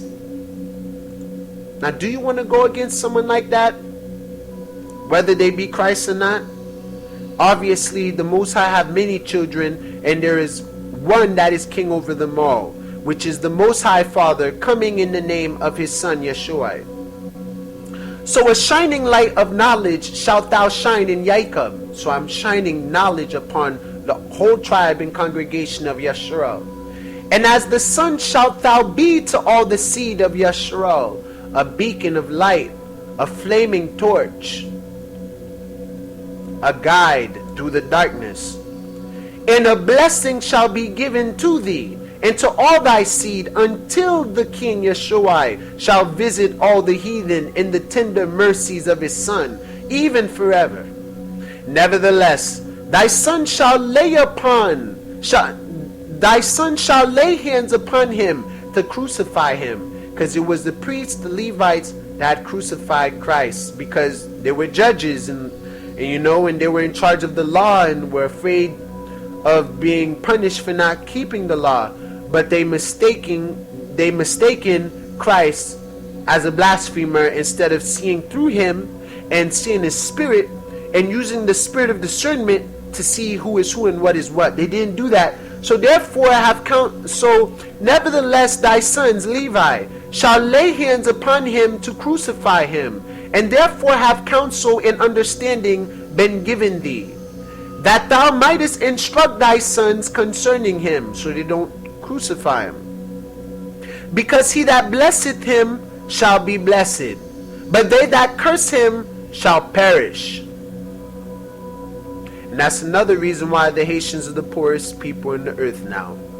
And the angel opened to me the gates of heaven. So the angel opened another portal in heaven. And I saw the holy temple, and the Most High upon the throne of glory. And he said to me, Lawyah, I have given thee the blessings of the priesthood, until that I should come and sojourn in the midst of Yasharal. Then the angel brought me to the earth, and gave me a shield and a sword, a shield and a sword, a shield and a sword, and said, work vengeance on Shechem because of Dinah. So that's why Levi and Shemai 1 had killed Hamor, the Hivite, and Canaan, and part of the Perizzites. So the Most High gave him a sword and shield to work vengeance on Shechem because of Dinah. And I will be with thee, Immanuel, hAiti, because the Lord Yahweh had sent me. And I destroyed at that time the sons of Hamor. So all vengeance was for the Most High. Obviously he uses man. As it is written in the heavenly tablets in the book. And I said to him, I pray thee, O Yahweh, tell me thy name, that I may call upon thee in the day of tribulation, like now. And he said, I am the angel who intercedeth for the race of Yasharal, Yeshua, that he smite them not utterly, because every evil spirit attacketh it. And after these things I was as it were awakened, and blessed the Most High, and the angel that intercedeth for the race of Yasharal, and for all the righteous. And when I came to my father, I found a brazen shield, like a brass shield. Wherefore also the name of the mountain is Aspis, which is near Gebal, on the right side of Abila. And I kept these words in my heart. I took counsel with my father and with Ra'awaban, my brother, that he should bid the sons of Hamor that they should be circumcised. For I was jealous because of the abomination which they have wrought in Yeshua. And I slew Sechem at the first, and Shimei one slew Hamor. And after this our brethren came and smote the city with the edge of the sword. And our father heard it and was wroth, and he was grieved in that they had received the circumcision, and after that had been put to death. And in his blessings he dealt otherwise with us, in his blessings which he said, Cursed be us because of our anger. For we sinned because we had done this thing against his will, and he was sick upon that day. But I knew that the sentence of Alahayam was for evil upon Sechem, for they sought to do to Sarah as they did to Dinah our sister, and Yeshua hindered them. And so they persecuted Abraham our father when he was a stranger, and they harried his flocks when they were multiplied upon him. And Jebleh his servant born in his house they shamefully handled, Jebleh. And thus they did to all strangers, taking away their wives by force, and the men themselves driving into exile. But the wrath of the Most High, Yahweh, came suddenly upon them to the utmost. And I said to my father, Be not angry, sir, because by thee will Yeshua bring to naught the Canaanites, and will give their land to thee, and to thy seed after thee, because Canaan is the promised land. For from this day forward shall Sechem be carried a city of them that are without understanding. For as a man mocketh at a fool, so did we mock them, because they wrought folly and Yasharal to defile our sister. And we took our sister from thence and departed, and came to Bethel, and there I house of God. And there I saw a thing again, even as the former, after we had passed 70 days, which remind me of the 7-year tribulation. And I saw 7 men in white raiment saying to me, Arise, put on the robe of the priesthood, and the crown of righteousness, and the breastplate of understanding, and the garment of truth, and the diadem of faith, and the tiara of miracle, and the ephod of prophecy. This is what the 7 men, or the 7 angels in white raiment, pure, clean raiment, said to Yeshua. Said to Lawyah, to Levi. And each one of them bearing each of these things put them on me. So each of them were bearing one of these things, and we're going to see what each one of those 7 things were. So when each one of them bearing each of these things put them on me, and said, From henceforth become a priest of Yahweh, you and your seed forever. And the first anointed me with holy oil, and gave to me the rod of judgment, the spirit of justice. The second washed me with pure water, which is like baptism, and fed me with bread and wine, which is the holy bread of truth, Yeshua, holy manna, the most holy things, and clad me with a holy and glorious robe. The third clothed me with a linen vestment like to an ephod. The fourth put round me a girdle like unto purple. The fifth gave to me a branch of rich olive. The sixth placed the crown on my head. The seventh placed on my head a diadem of priesthood, and filled my hands with frankincense, incense, so that I served as a priest to the Lord, Yahweh, Bahasham, Yeshua. And they said to me, Lawyah, thy seed shall be divided into 3 branches. That's funny, because this reminds me of the 3 kingdoms of Judah. But once again, remember there were 3 tribes of Levi. For a sign of the glory of Yeshua who is to come. And first shall he be that hath been faithful. No portion shall be greater than his. Than who? Than the one that had been faithful. The second shall be in the priesthood. The third, a new name shall be called over him. So the Levite, the first Levite is he that hath been faithful. So the faithful Levite is greater than all Levites. The second type of Levite is the priesthood, which is strictly for Levi and not Judah. But the third, so the first priesthood was like Abraham, Enoch, all of them. They were ministers. Adam, all of them were ministers. Shet, Enos, Methuselah, all of them were ministers and priests based on faith, after the order of Melchizedek. But the second priesthood was during the time of Egypt, which came along Moses, and it was verbalized that the priesthood shall be given to Aaron and his descendants. Now the third priesthood should be easy to discern what is.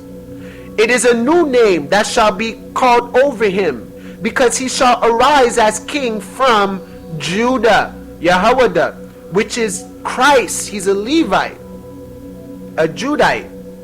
So he is the third form of the Levite priesthood, and shall establish a new priesthood after the fashion of the Gentiles to all the Gentiles. And his appearing shall be unutterable, as of an exalted prophet of the seed of Abraham our father. Abba, Raham. And we have read about that new prophet given to Israel.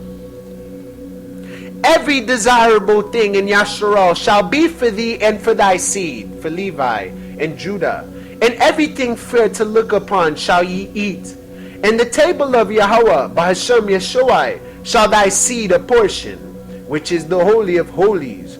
And some of them shall be high priests, like Yeshua, and judges, which are the regular Levites, and scribes. For by their mouth shall the holy place be guarded. By their mouth, by their blessings, by their words. Hadabar alayam. And when he awoke from the sleep, I understood that this thing was like unto the former. This was like Old Testament, like what it was in the beginning. And I hid this also in my heart, and told it not to any man upon the earth. And after 2 days, I and Yahweh went up to Isaac, Yatazak, after our father, Jacob, because Jacob and his 2 sons, Levi and Judah, went to go see their father and mother, which was Rebecca, which was Leah and pardon me, it might be, yeah, it is Rebecca and Leah, I believe. Yeah, it is Rebecca and Leah. Rebecca, which is the mother of Isaac, the wife of Isaac, which is the mother of Jacob. Rebecca and Isaac, the mother and father of Jacob, the grandfather of the 12 tribes, the grandfather and grandmother of the 12 tribes. Abraham is our grandfather's father, which means our great grandfather. Sarah is our great grandmother. Esau is our uncle, our father's brother. And what is it called? Yeah, that's And the children of Esau, like the Amalekites, are our cousin, our father's brother's son. So after 2 days, Levi and Judah went up to Yatazak after their father, and the father of my father blessed me. So his grandfather, which is Abraham, which is Yatazak, Isaac, blessed us, Levi and Judah, according to all the words of the visions which I had seen, according to all the visions and words that Levi had seen. So his vision came true. He wasn't lying. It came to pass. And he would not come with us to Bayatal. And when we came to Bayatal, my father Jacob saw in a vision concerning me, Levi, that I should be to them for a priest unto Yahweh Alayam.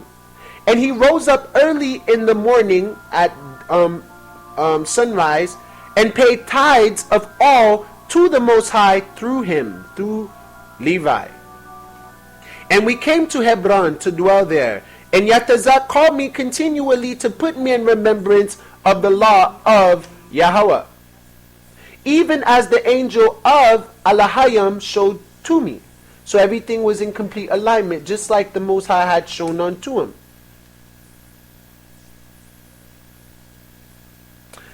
Alright, so my father Jacob saw in a vision concerning me that I should be to them for a priest unto the Most High Yahweh.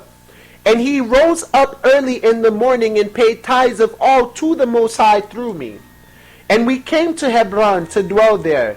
And Yatazak called me continually to put me in remembrance of the law of Yahweh, even as the angel of Yahweh Alayam showed to me, and when he went into the heavens.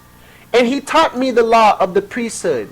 And this is how Moses received the law and the priesthood and stuff. It descended to him. He taught me the law of the priesthood of sacrifices, whole burnt offerings, first fruits, free will offerings, and thank offerings, which is in Deuteronomy and Leviticus. And each day he was instructing me and was busied for me in front of the Most High, before the Most High. And he said to me, take heed, my child, of the spirit of fornication, for this shall continue, and shall by thy seed pollute the holy things. Take therefore to thyself, while yet thou art young, a wife, not having blemish, nor yet polluted, nor of the race of the Philistines or Gentiles. And before entering into the holy place, bathe. And when thou offerest the sacrifice, wash. And again when thou finishest the sacrifice, wash. Of 12 trees ever having leaves, offer up the fruits to the Most High, as also Abraham taught me, which was the sacrifice. And of every clean beast and clean bird offer a sacrifice to the Most High Yahweh. And of every firstling and of wine offer first fruits. And every sacrifice thou shalt salt with salt. Let me see where we're at out of time. Alright, we good. Now therefore observe whatsoever I command you, children. Observe. For whatsoever things I have heard from my fathers, I have made known to you. I am clear, I clean my hands from all your ungodliness and transgression, which ye will do in the end of the ages against the Savior, Hayashai, of the world, acting ungodly, deceiving Yasharal, and raising up against it great evils from the Most High. And ye will deal lawlessly with Yasharal, so that Yahweh shall not endure your wickedness. But the veil of the temple shall be rent, so as not to cover your shame. And ye shall be scattered as captives among the heathen, and shall be for reproach, offense, and for a curse, and for a trampling under foot. hAiti. For the house which Yahweh shall choose shall be called Yahweh, as is contained in the book of Enoch the righteous, which you should read if you haven't. There's one called the Secret of Enoch. There's another one called the Book of the Giants. And the main one this is written in is the book of Enoch, the Watchers. So therefore, when I took a wife, I was 28 years old, and her name was Melka. So if you look up Melka, you get to see who is the woman, Levi, the Haitian, or whoever mated with, to kind of put two and two together. And she conceived and bare a son, and she called his name Gershom. For we were sojourners in our land. So Gershom must mean sojourner. For Gershom is interpreted sojourning. And I saw concerning him that he would not be in the first rank. because he wasn't chosen. And Kohath was born in my 35th year, towards the east. And I saw in a vision that he was standing on high in the midst of all the congregation, Kohath, which is where Aaron and Moses come from. Therefore I called his name Kohath, which meaneth beginning of majesty in instruction. And thirdly, she bare to me Merari, in the 40th year of my life. And since his mother bare him with difficulty, she called him Merari, which meaneth my bitterness, because he also died. And Jochebed was born in my 64th year in Egypt. For I was renowned then in the midst of my brethren. He was famous and well known during that time, Levi. And I believe it was Aaron. Yeah, it was Aaron that mixed with Jochebed and gave birth to Eleazar and so on. So, and Gershom took a wife, and she bare to him Lomni and Semei. And the sons of Kohath, Amram, Isar, Kebro, and Uziel. And the sons of Merari, Mushi, and Homusi, Hamad, or Hebron, Homusi. And in my 94th year, Amram took Jochebed, my daughter. Okay, so it's Amram. Took Jochebed, my daughter, to him to wife. For they were born in one day. He and my daughter, they were born in one day. 8 years old was I when I went into the land of Canaan. At 8 years old he went into the land of Canaan. In 18 years when I slew Shechem. And at 19 years I became priest. So he probably lived in Haran for 8 years, then moved on to Canaan in the 8th year. And after 10 years passed by, he slew Shechem while he was in Canaan. And at 19 years old I became priest. At 19. And at 28 years old I took a wife. And at 40 years I went into Egypt.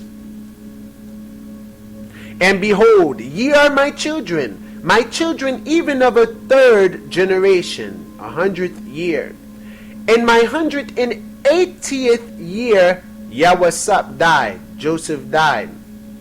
And now, my children, I command you that ye fear our Savior with your whole heart, and walk in simplicity according to all his law. And do ye also teach your children learning, that they may have understanding in all their life, reading unceasingly the law of Allahayim.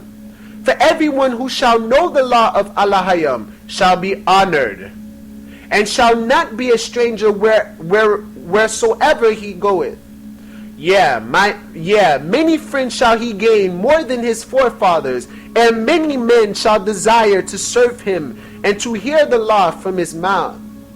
Work righteousness, my children, upon the earth, that ye may find treasure in the heavens, and sow good things in your souls, that ye may find them in your life. For if ye sow evil things, ye shall reap all trouble and affliction. Get wisdom in the fear of Allahayim with diligence. For though there shall be a leading into captivity, and cities be destroyed, and lands and gold and silver and every possession shall perish, the wisdom of the wise none can take away, save the blindness of ungodliness and the palsy of sin, the impulse of sin. For even among his enemies shall it be to him glorious, and in a strange country a home. And in the midst of foes shall it be found a friend. If a man teach these things and do them, he shall be enthroned with kings. As was also Yahweh Joseph our brother, Akai. And now, my children, I have learnt from the writing of Kanawak, Enoch, that at the last, in the end days, ye will deal ungodly, laying your hands upon the Lord in all malice. And your brethren shall be ashamed because of you, That's why many people don't want to, when you say, are you Haitian? Oh, don't call me Haitian. I ain't no dang Haitian. You know, smelly Haitians. Well, I'm not no bum. You know, because they're ashamed of us. And to all the Gentiles shall it become a mocking. They use it. Oh, they do voodoo. They're monsters. They're cannibals. For our father Yasharal shall be pure from the ungodliness of the chief priests who shall lay their hands upon the Savior of the world. Pure is the heaven above the earth. And ye are the lights of the heaven as the sun and the moon. What shall all the Gentiles do if ye be darkened in ungodliness? So shall ye bring a curse upon our race, for whom came the light of the world, which was given among you for the lighting up of every man. Him will ye desire to slay, teaching commandments contrary to the ordinances of Yah. The offerings of Yahweh will ye rob, and from his portion will ye steal, like the tithes and stuff. And before ye sacrifice to Yahweh, ye will take the choicest parts in disputefulness, eating them with harlots, whores, prostitutes. Amid excesses will ye teach the commandments of the Most High. The women that have husbands will ye pollute, and the virgins of Yahweh will ye defile. And with harlots and adulteress will ye be joined. The daughters of the Gentiles will ye take for wives, purifying them with an unlawful purification that's only meant for Israel. And your union shall be like unto Sodom and Gomorrah in ungodliness, desolation. And ye will be puffed up or prideful because of the priesthood, lifting yourselves up against men. And not only so, but being puffed up also against the commands of Allah, ye will scoff at the holy things, mocking in disputefulness. Therefore the temple which Yahweh shall choose shall be desolate in uncleanness, and ye shall be captives throughout all nations.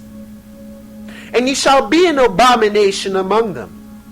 And ye shall receive reproach and everlasting shame from the righteous judgment of Allah. And all who see you shall flee from you. And were it not for Abraham, Yitzhak, and Jacob, our fathers, not one from my seed should be left upon the earth. And now I have learnt in the book of Enoch, that for 70 weeks, for 7 years of the tribulations, will ye go astray, and will profane the priesthood, and pollute the sacrifices, and corrupt the law, and set at naught void the words of the prophets. In perverseness ye will persecute righteous men, and hate the godly. The words of the faithful will ye abhor. And the man who reneweth the law in the power of the Most High will ye call a deceiver. And at last, as ye suppose, ye will slay him, not understanding his resurrection, wickedly taking upon your own heads the innocent blood. Because of him shall your holy places be desolate, polluted even to the ground, and ye shall have no place that is clean. But ye shall be among the Gentiles a curse and a dispersion, until he shall again look upon your affliction. And in pity, forgiveness, and mercy, and grace shall take you to himself through faith and water. And because ye have heard concerning the 70 weeks, 7-year period, hear also concerning the priesthood. For in each jubilee, 50 years, there shall be a priesthood. In the first jubilee, first 50 years, the first who is anointed into the priesthood shall be great, and shall speak to Allah as to a father, Abraham. And his priesthood shall be filled with the fear of Yahweh. And in the day of his gladness shall he arise for the salvation of the world, resurrection. In the second jubilee, the 100th year, he that is anointed shall be conceived in the sorrow of beloved ones, which is Moses. And his priesthood shall be honored, and shall be glorified among all. And the third priesthood, which come through Yeshua, shall be held fast in sorrow. And the fourth shall be in grief, because unrighteousness shall be laid upon him exceedingly. And all Yasharal shall hate each one his neighbor, the neighbor tribes. The fifth shall be held fast in darkness. Likewise also the sixth and the seventh be held fast in pure pitch darkness, ignorance. And in the seventh there shall be such pollution as I am not able to utter and express before Yahweh and men, in front of men in the Most High. For they shall know it who do these things. Therefore shall they be in captivity for prey, and their land and their substance shall be destroyed, taken, consumed, absorbed. And in the fifth week, the fifth year, they shall return into their desolate country, and shall renew the house of Yahweh. And in the seventh week, the seventh year, at the end of the tribulation, shall come the priests, worshippers of idols, contentious, lovers of money, proud, lawless, lascivious, abusers of children and beasts. And after their punishment shall have come from the Most High, then will the Most High raise up to the priesthood a new priest, Yeshua, to whom all the words of Yahweh shall be revealed. And he shall execute a judgment of truth upon the earth in the fullness of days. And his stars shall arise in heaven, in the sky, as a king shedding forth the light of knowledge in the sunshine of day, which had happened when Christ was born. And he shall be magnified in the world unto his ascension, after he dies and resurrects 3 days later. He shall shine forth as the sun in the earth. Yeshua is our light, our torch, our beacon, our refuge, our stronghold, our Savior. And shall drive away all darkness and ignorance from the world under heaven with truth and light. And there shall be peace in all the earth. The heavens shall rejoice in his days, and the earth shall be glad, and the clouds shall be joyful. The clouds represent the witnesses, the Holy Spirit, and the angels. And the knowledge of Yahweh shall be poured forth upon the earth, the Holy Spirit of knowledge, as the water of seas. And the angels of the glory of the presence of Yahweh, which is next to the Holy of Holies, shall be glad in him. The heavens shall be opened, the portals, and from the temple of glory shall the sanctification come upon him. The temple in heaven, the tabernacle come from heaven, and the temple from heaven, also the Ark of the Covenant coming from heaven. Shall the sanctification come upon him with the Father's voice, as from Abraham, the father of Yatazak. And the glory of the Most High shall be uttered over him. This is my son, who am I well pleased with, who I am well pleased with. And the Spirit of understanding, the Holy Spirit of understanding and of sanctification shall rest upon him in the water, when Yeshua is baptized by Jean-Baptiste, which was already accomplished. He shall give the majesty of Yahweh to his sons in truth forevermore, which is Judah, Yehoiada.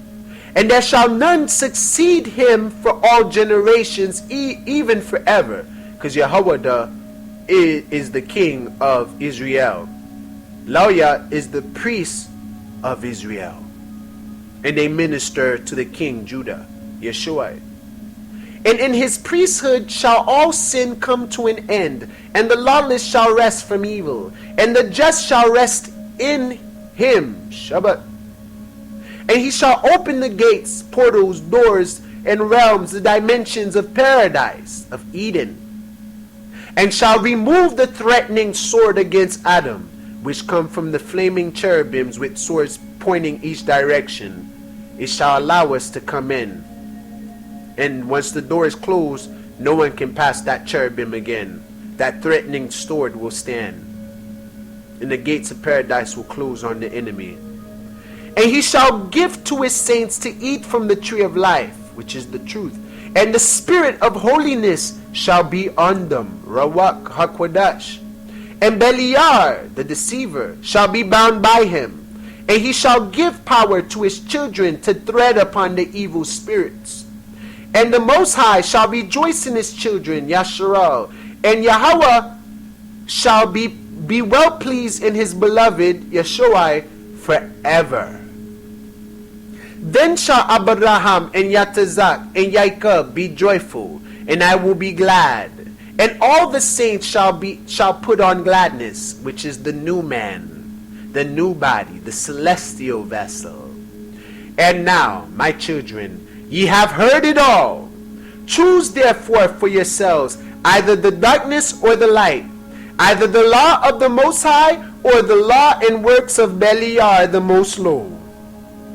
And we answered our father, saying, before, in front of Yahweh, Alayam, Bahasham, Yeshua, Hamash, Yashai, Warawak, Hakwadash, will we walk according to his law. And our father said, the Lord, Yahweh, is witness. So Levi witnessed it. He ministered this too, as if he was in front of an altar the whole time speaking this testimony. And his angels are witnesses. They are the clouds. And I am witness. Levi is a witness. And ye are witnesses. So we are the witnesses, the clouds, the 10,000s of angels. Concerning the word of your mouth, which you made a promise and a vow and an oath. And we said, we are witnesses, apostles. And thus Lawyer, Levi, ceased giving charge to his sons, and he stretched out his feet and was gathered to his fathers. He rested in peace, after he had lived 137 years of age.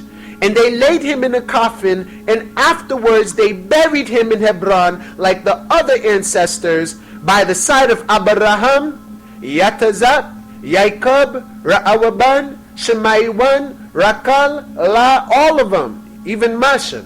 I believe Joseph Yawasap was brought to Hebron too. So all our ancestors are buried in there. So now before we finish, this is a couple of blessings for Judah and Levi. There's a possibility I may read this in Judah as well again. 1 second, y'all.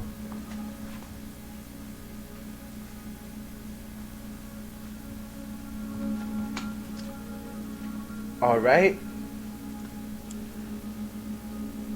So now we're going to touch up on a few things real quick. Like right here in the Testament of Reuben, he says this about Levi.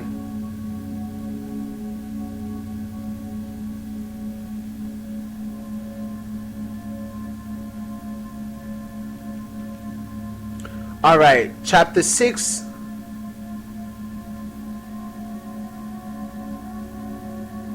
Chapter 6, right here. Therefore you will be jealous against, so Reuben, Ra'awaban, therefore you will be jealous against the sons of Lawyah, Levi, and will seek to be exalted over them. But ye shall not be able, for Alahayim will work their avenging, and ye shall die by an evil death. For to Lawyah, Yahweh gave the sovereignty, and to Judah, and to me also with them, and to Dan and Joseph that we should be for rulers. Therefore I command you to hearken to Lawyah, because he shall know the law of Yahweh, and shall give ordinances for judgment and sacrifice for all Yasharal unto the completion of the times of Hamashiach, the high priest whom Yahweh hath declared.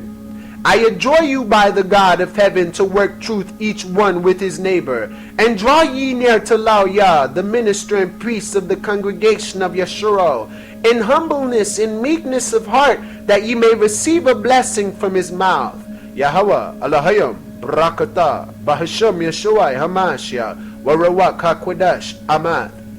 For he shall bless Yasharal, Barakatah Yasharal, and specially Yahweh, Barakatah Yahweh. Because him hath the Lord Yahweh chosen to rule over all the peoples, and worship we his seed, because he shall die for us in wars visible and invisible, and shall be among you an everlasting king. So they sometimes consider Yeshua from the tribe of Levi. So Levi and Judah are very close. So now, hold on, let's continue on. So this is in the Testament of Levi, chapter 5, verse... Alright, chapter 5, or verse 5, pardon me. Verse 5. For I have seen it inscribed in the writing of Kanawak. Okay, so it's 5:52. For I have seen inscribed in the writing of Kanawak that your son shall with you be corrupted in fornication, and shall do wrong against Lawyah. And that's Shemaiwan, the so-called Dominicans, they say, or the Arawak or Taino tribe, I believe. They shall do wrong against the Levites, the Haitians, with the sword, with the weapon. But they shall not prevail against Levi, Lawyah. And this is why we conquered so much of them. For he shall wage the war of Yahweh, and shall conquer all your hosts, all your people. And there shall be a few divided in Lawyah and Yahweh, and there shall be none of your and there shall be none of you for sovereignty, even as also my father Yaakov prophesies in his blessings.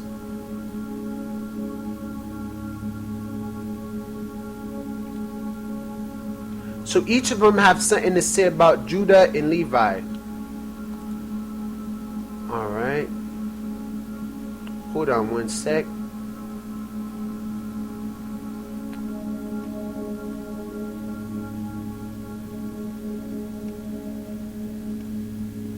Pardon me about the length of this video, but this was much necessary to clarify on these things, because people think they can just do away with the priesthood.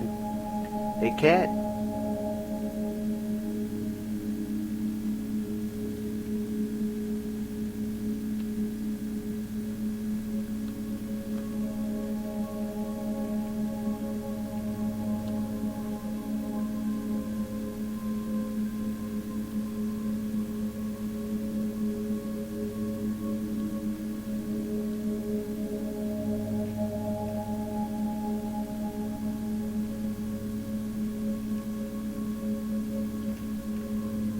The Testament of Judah look like it's going to be very interesting and fun.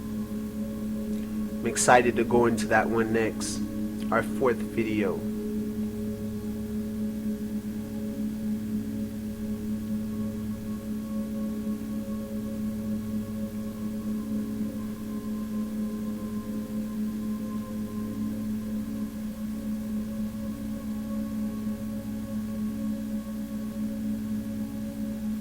And as you can see right here, it says in the Testament of Judah 120, and after these things shall Abraham and Yatazak and Jacob arise unto life. They shall resurrect.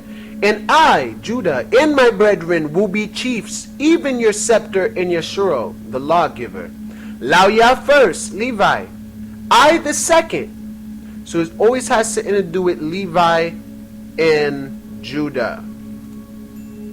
Let's continue on.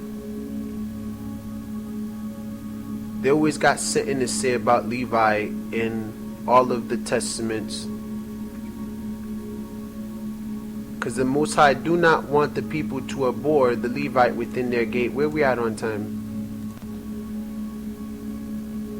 Alright, Shemai 1.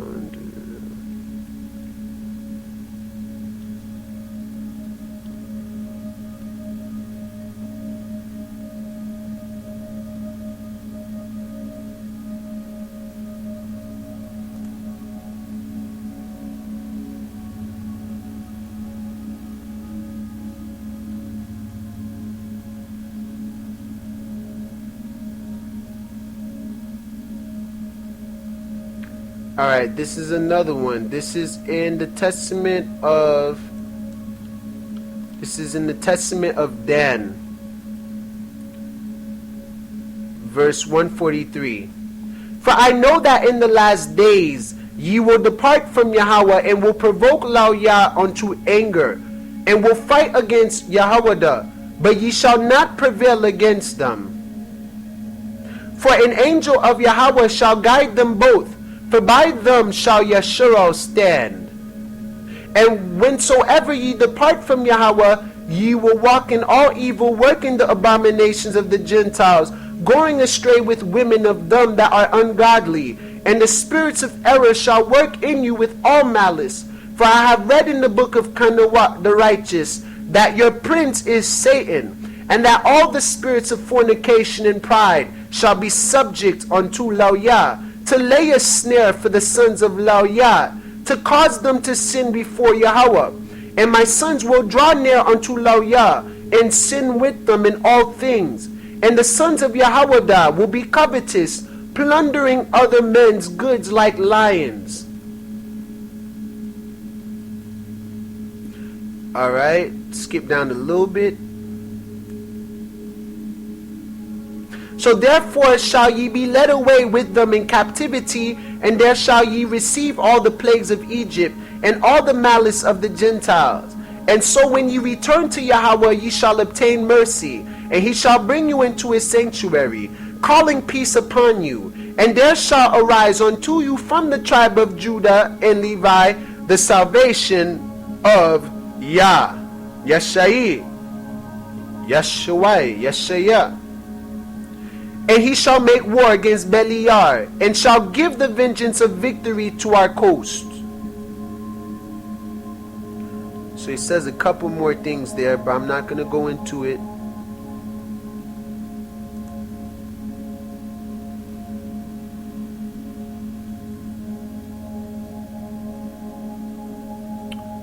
Hold on one second, my loves.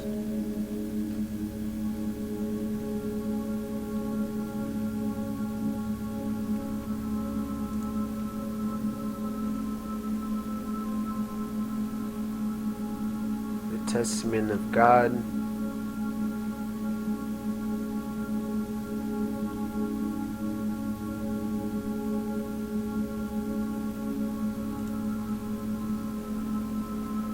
Chapter 10, verse 2.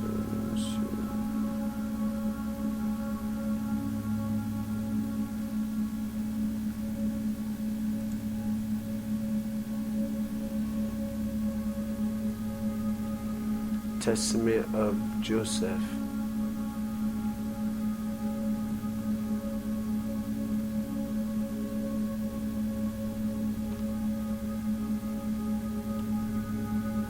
I'm not going to go too deep into that one right now. Let's see what's in this last one. This is Benjamin, the last child.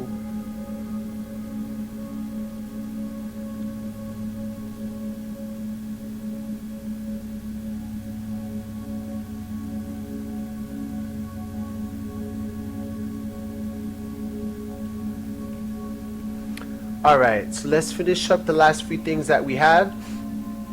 This right here is chapter 3 in the book of Jubilees, I believe. Or no, this is in the forgotten book of Eden. Let me see what this is.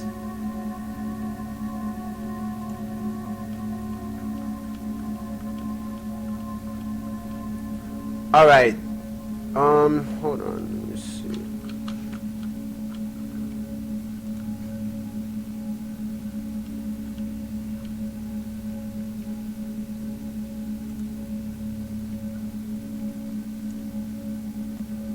Okay, that was in the Testament of Shemai 1. We don't have to go into that. Alright, last two. Alright, this is in the book of Jubilee. Jacob goes to Bethel to offer sacrifice. Isaac blesses Levi and blesses Judah, just like Levi said in his testament. Jacob recounts to Isaac how God, Allahayam, prospered him. Jacob goes to Bethel with Rebekah and Deborah. Jacob blesses the God of his father. So chapter 31 of the book of Jubilee.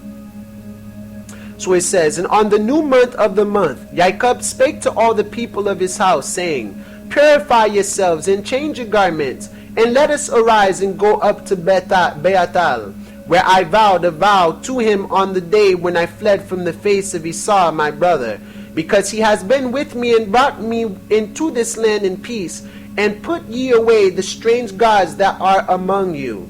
And they gave up the strange gods, and that which was in their ears, and which was on their necks, and the idols which Rachel stole from Laban her father, she gave wholly to Jacob. And he burnt and brake them to pieces and destroyed them, and hid them under an oak which is in the land of Shechem. And he went up on the new month of the 7th month to Beatal, and he built an altar at the place where he had slept. And he set up a pillar there, and he sent word to his father Yatazak to come to him to his sacrifice, and to his mother Rebekah. And Yatazak said, Let my son Jacob come, and let me see him before I die. And Jacob went to his father Yatazak and to his mother Rebekah, to the house of his father Abraham, and he took 2 of his sons with him, Levi and Judah. And he came to his father Yatazak and to his mother Rebekah. And Rebekah came forth from the tower to the front of it to kiss Jacob and embrace Jacob, for her spirit had revived when she heard, Behold, Jacob thy son has come. And she kissed him, and she saw his 2 sons, Levi and Judah. And she recognized them, because they looked just like their father, which means we look similar, those from Leah. And said unto him, Are these thy sons, my son? And she embraced them and kissed them and blessed them, saying, And you shall the seed of Abraham become illustrious, and ye shall prove a blessing on the earth. And Jacob went in to Yatazak his father to the chamber where he lay, and his 2 sons were with him. And he took the hand of his father, and stooping down he kissed him. And Yatazak clung to the neck of Jacob his son, and wept upon his neck. And the darkness left the eyes of Yatazak. So therefore Isaac was no longer blind. Because remember when Jacob took the blessing from Esau, the father Isaac, Yatazak was blind at that time.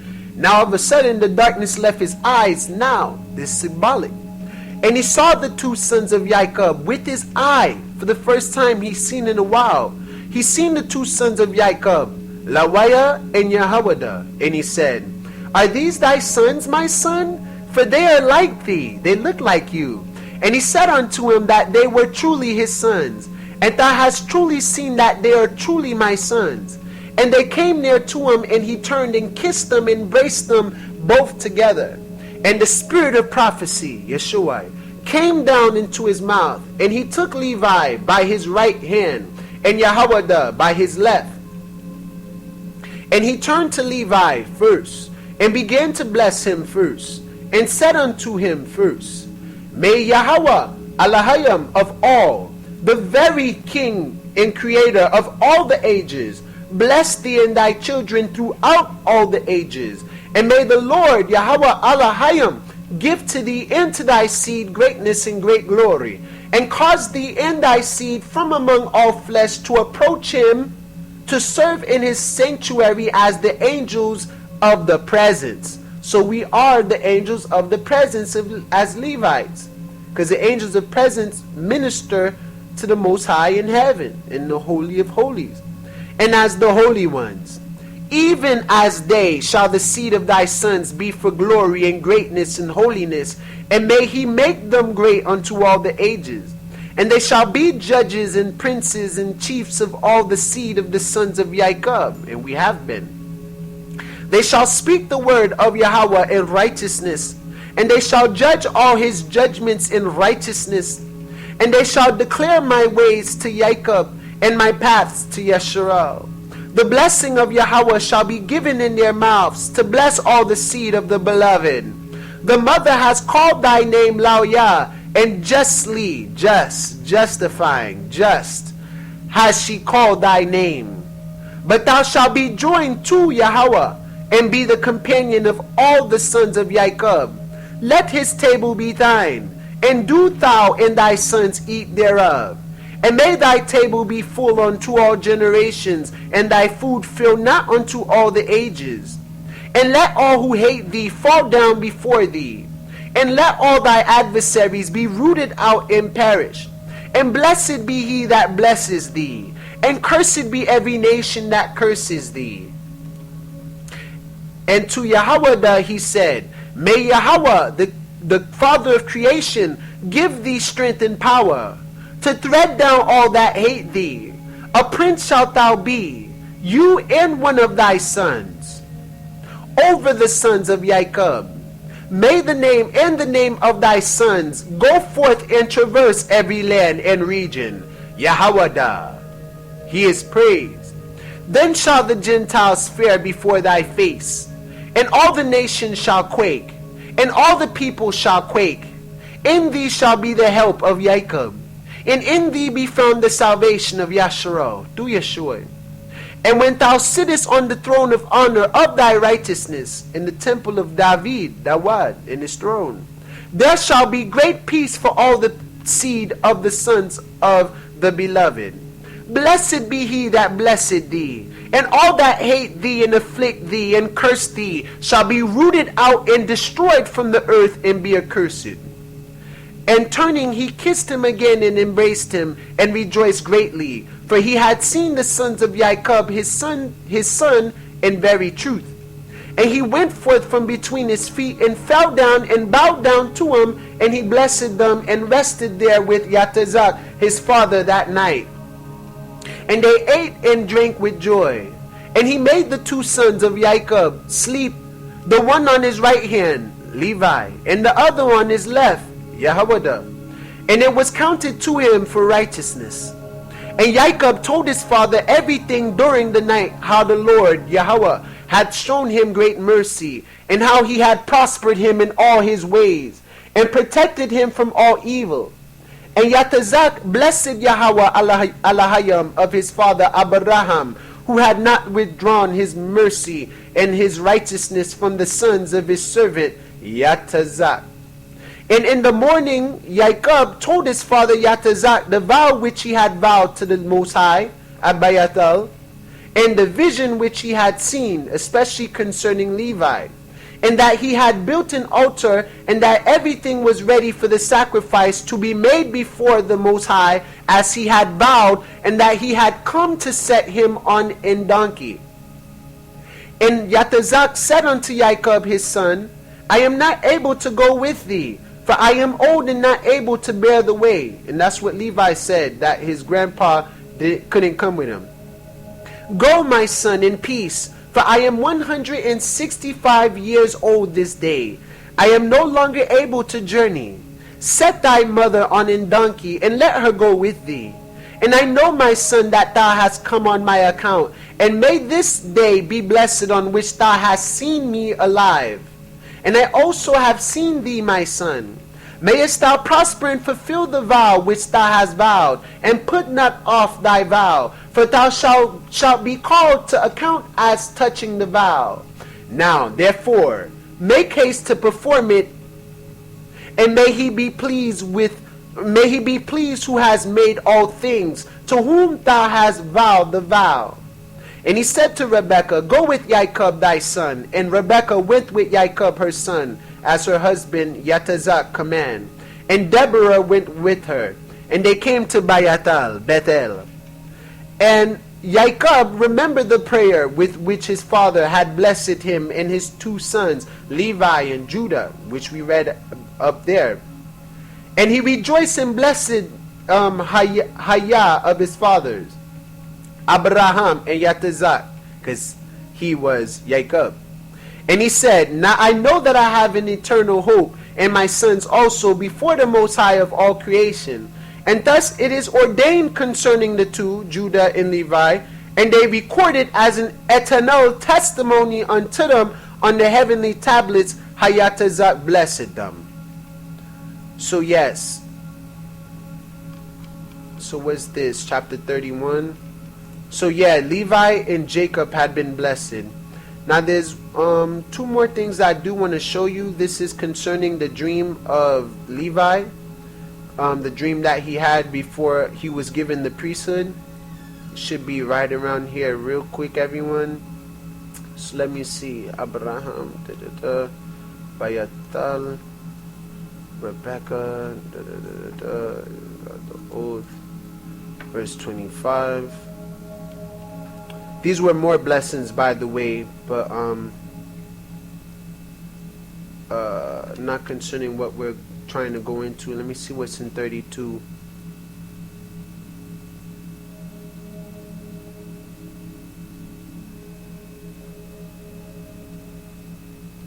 Okay, should be right here. What's in 31?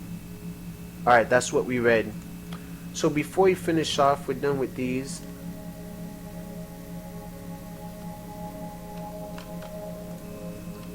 Where we at on time? Pardon me, yo. So this is in the book of Jubilee, Yahweh, chapter 32, verse 1. Levi's dream of Bethel, at Bethel, Bayatal. Levi chosen to the priesthood as the 10th son. Jacob celebrates the Feast of Tabernacles and offers tithes through Levi, like Levi said in his testament. Also the second tithe, law of tithes ordained, and Jacob's visions, in which Jacob reads on the heavenly tablets his own future and that of his descendants. Celebrates the 80 day of Feast of Tabernacles. I believe they meant the 8th day of the Feast of Tabernacles. Death of Deborah, birth of Benjamin, Banyaman, and Banyaman, and death of Rachel. This connect with Genesis as well. Chapter 32, verse 1. And he abode that night at Bayatal, and Lawayah dreamed that they had ordained and made him the priest of the Most High Alayam, which he described in the Testament when he described the 7 heavens, concerning him and his sons forever. And he awoke from his sleep and blessed Yahweh.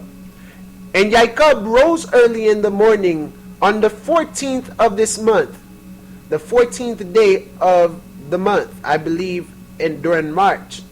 And he gave a tithe of all that came with him, both of men and cattle. Okay, this is during the 7th month, the Feast of Tabernacle. Both of gold in every vessel and garment. Yeah, he gave tithes of all. And in those days Rachel became pregnant with her son Benjamin, Banyaman. And Jacob counted his sons from him upwards. And Lawyah fell to the portion of the Lord, the Most High, joined unto Yah. And his father clothed him in the garments of the priesthood and filled his hands. And on the 15th of this month, he brought to the altar 14 oxen from amongst the cattle, and 28 rams, and 49 sheep, and 7 lambs, and 21 kids of the goats, he-goats, as a burnt offering on the altar of sacrifice, well-pleasing for a sweet savour before Elohim. This was his offering in consequence of the vow which he had vowed that he would give a tenth, with their first fruits and their drink offerings.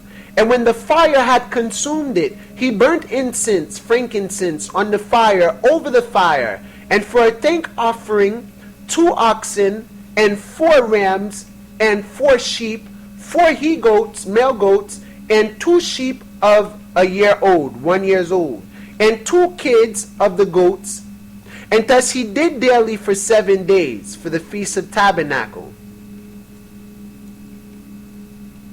And he and all his sons and his men were eating this with joy, there doing 7 days, and blessing and thanking the Most High, because the Feast of Tabernacles for 7 days, who had delivered him out of all his tribulation and had given him his vow.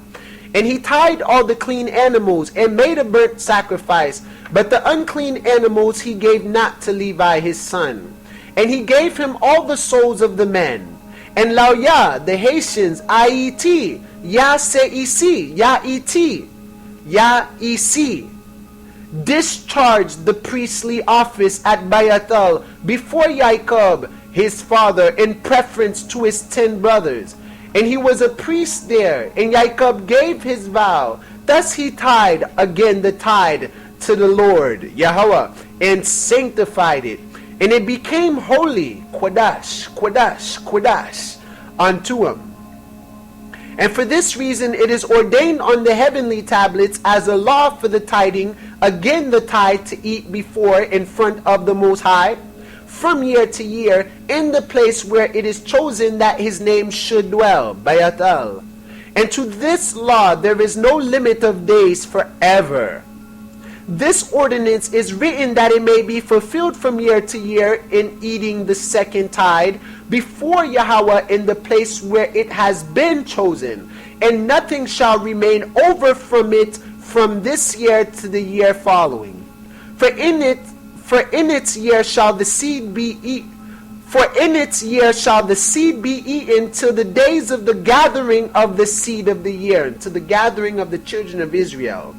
And the wine to the days of the wine, till Yeshua come and give us the wine, and the anointing which come from the olive oil, the oil. And the oil till the days of its season. And all that is left thereof and becomes old, the remnant.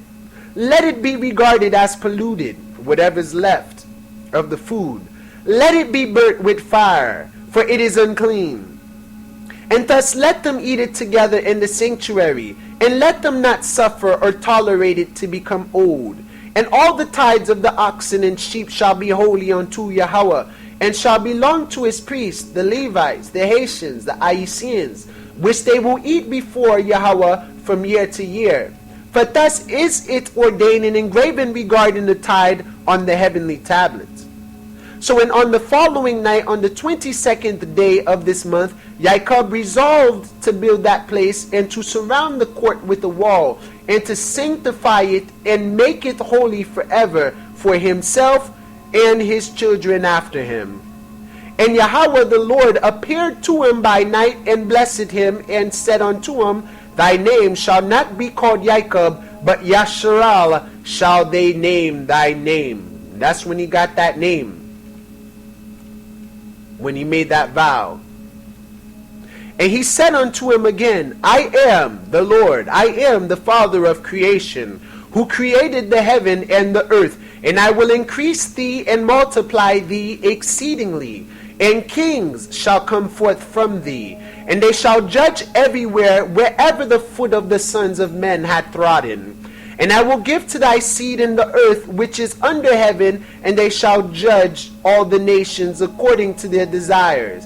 And after that they shall get possession of the whole earth and inherit it forever. And he finished speaking with him, and he went up from him. And Jacob looked till he had ascended into heaven. It's probably at the place where he wrestled with Yeshua. And he saw in a vision of the night, and behold, an angel descended from heaven with 7 tablets in his hands. And he gave them to Jacob, Yasharal. And he read them and knew all that was written therein, which would befall him and his sons throughout all the ages. And he showed him all that was written on the tablets, and said unto him, Do not build this place, and do not make it an eternal sanctuary, and do not dwell here, for this is not the place. Go to the house of Abraham thy father, and dwell with Yatazak thy father, until the day of the death of thy father.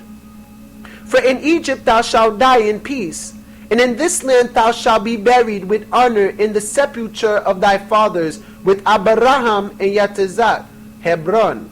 So fear not, for as thou hast seen and read it, thus shall it all be. And do thou write down everything as thou hast seen and read. And Jacob said, Lord, Father of creation, how can I remember all that I have read and seen? And he said unto him, I will bring all things to thy remembrance, the Spirit of truth. And he went up from him, and he awoke from his sleep, and he remembered everything which he had read and seen. And he wrote down all the words which he had read and seen. And he celebrated there yet another day, the 8th day addition. And he sacrificed thereon according to all that he sacrificed on the former days, and called its name addition. For this day was added, and the former days he called the feast. And thus it was manifested that it should be. It was visible that it should be. And it is written on the heavenly tablets. Wherefore it was revealed to him that he should celebrate it and add it to the 7 days of the feast. And its name was called the 8th day edition, because that it was recorded amongst the days of the feast days, according to the number of the days of the year. And in the night on the 23rd of this month, the 23rd of the 7th month, Deborah, Rebekah's nurse or midwife, died. And they buried her beneath the city under the oak of the river. And he called the name of this place the river of Deborah, and the oak of the mourning of Deborah. And Rebekah went and returned to her house to his father Isaac. And Jacob sent by her hand rams and sheep and he goats, that she should prepare a meal for his father such as he desired. So that was when Jacob returned to Yatazak and Rebekah. And he went after his mother till he came to the land of Kabratan, and he dwelt there. Look where Kabratan is at. And Rachel bare a son in the night, and called his name Son of My Sorrow, for she suffered in giving him birth. But his father called his name Banyaman.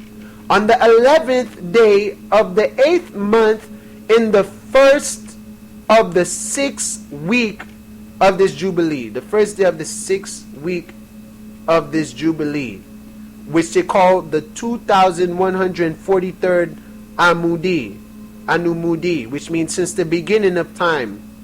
So that was in 2143 BC. And Rachel died there, and she was buried in the land of Ephrat. The same is Bethlehem. So Ephrat is also called Bethlehem. And Jacob built a pillar on the grave of Rachel on the road above her grave.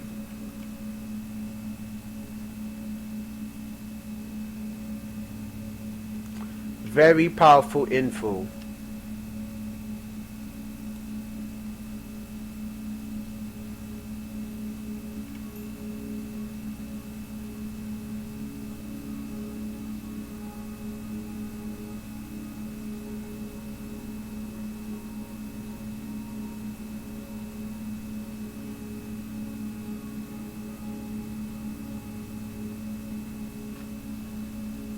Alright, this was concerning the Levites again, the slaughter.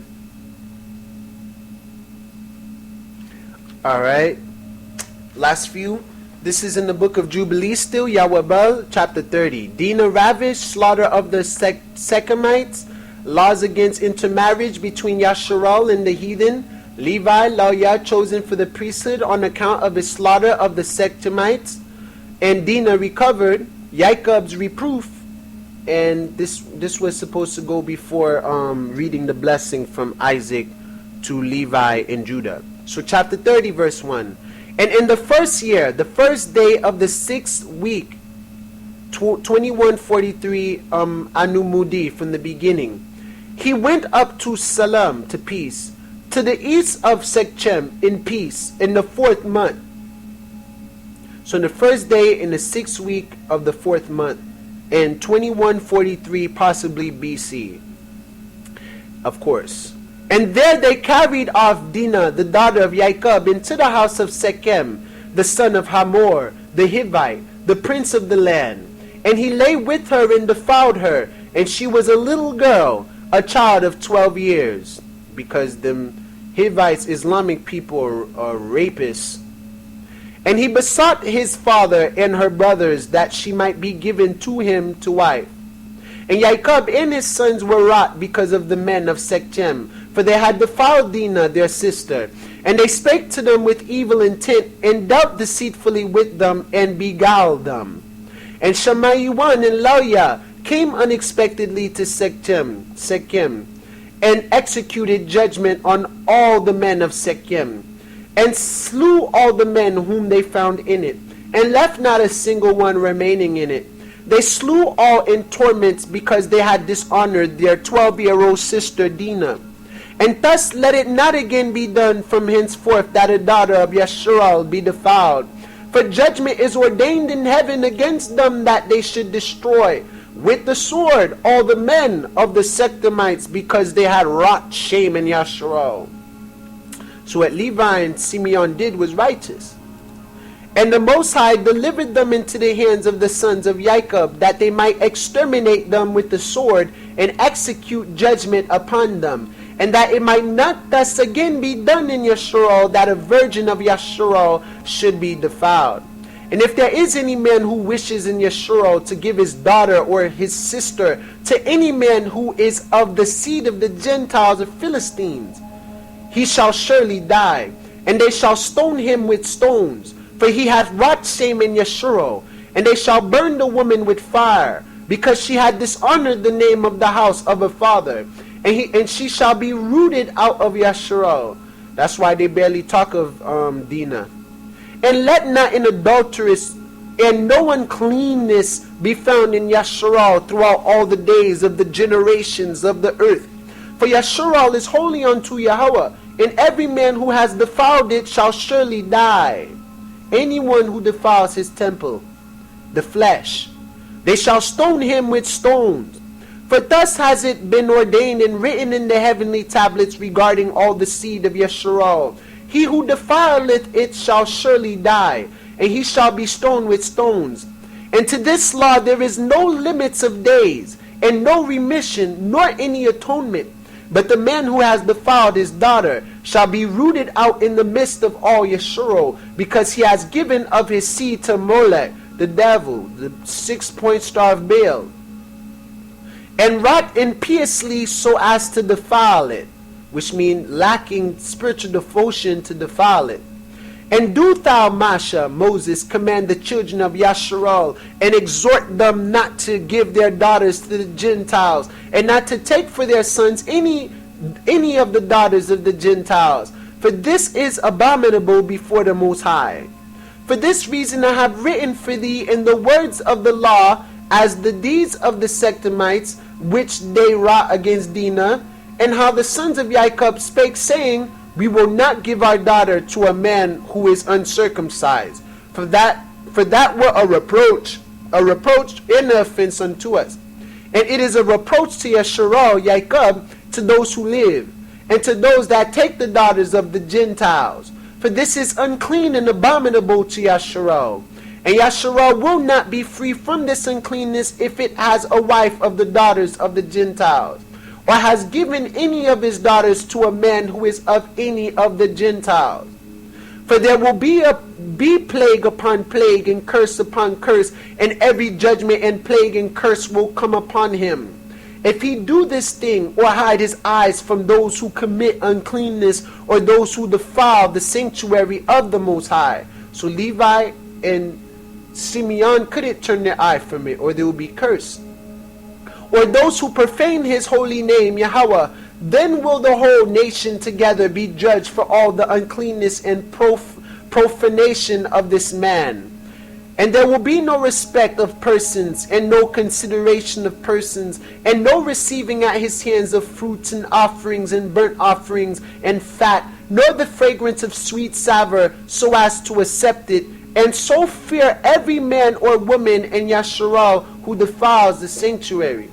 For this reason I have commanded thee, saying, testify this testimony to Yasharal. See how the Sectamites feared in their sons, how they were delivered into the hands of the two sons of Jacob, and they slew them under tortures, and it was reckoned unto them for righteousness. And it is written down to them for righteousness. And the seed of Lawyah was chosen for the priesthood, and to be Levites, that they might minister before the Most High, as we continually, and that Lawyah and his sons may be blessed forever. For he was zealous to execute righteousness and judgment and vengeance on all those who arose against Yasharal. It was a righteous judgment, therefore their judgments are usually righteous, although they can be cruel and a little bit too determined and zealous. And so they inscribed as a testimony in his favor on the heavenly tablets, blessing and righteousness before, in front of, the God of all, the Father of all creations. And we remember the righteousness which the man fulfilled during his life. At all periods of the year, until 1,000 generations, they will record it. And it will come to him and to his descendants after him, and he has been recorded on the heavenly tablets as a friend and a righteous man. Levi and Shema. All this account I have written for thee, and have commanded thee to say to the children of Yasharal, that they should not commit sin, nor transgress the ordinances, nor break the covenant which has been ordained for them, but that they should fulfill it and be recorded as friends, not enemy. But if they transgress and work uncleanness in every way, they will be recorded on the heavenly tablets as adversaries, and they will be destroyed out of the book of life, and they will be recorded in the book of those who will be destroyed, and with those who will be rooted out of the earth. And on the day when the sons of Jacob slew Shechem, a writing was recorded in their favor in heaven, that they had executed righteousness and uprightness and vengeance on the sinners, and it was written for a blessing. And they brought Dinah, their 12-year-old sister, out of the house of Shechem, and they took captive everything that was in Shechem, their sheep and their oxen and their asses, and all their wealth and all their flocks, and brought them all to Jacob their father. And he reproached them, he offended them, because they had put the city to the sword, for he feared those who dwelt in the land. So Jacob feared the people that lived in the land at that time. The Canaanites and the Perizzites. That was the only reason why he was offended. He was afraid of the wrong thing. Be afraid of breaking the law, not man. And the dread of Yahweh was upon all the cities which are around about Shechem, and they did not rise to pursue after the sons of Jacob, for terror had befallen them.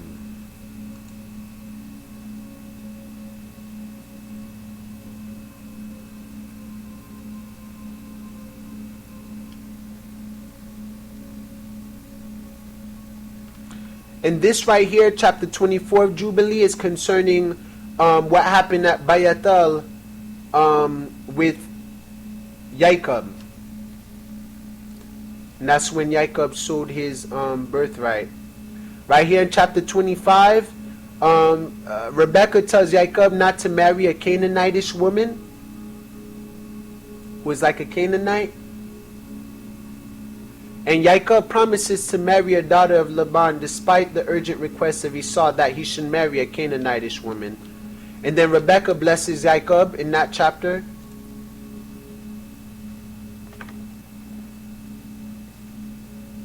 Alright, this is when Jacob steals the birthright of Esau,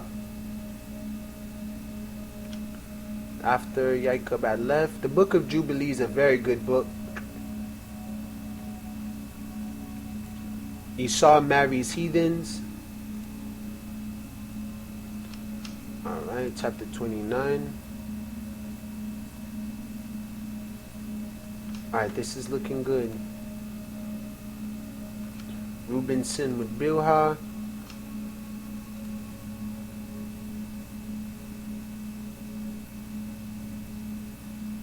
Alright, so we pretty much read all that.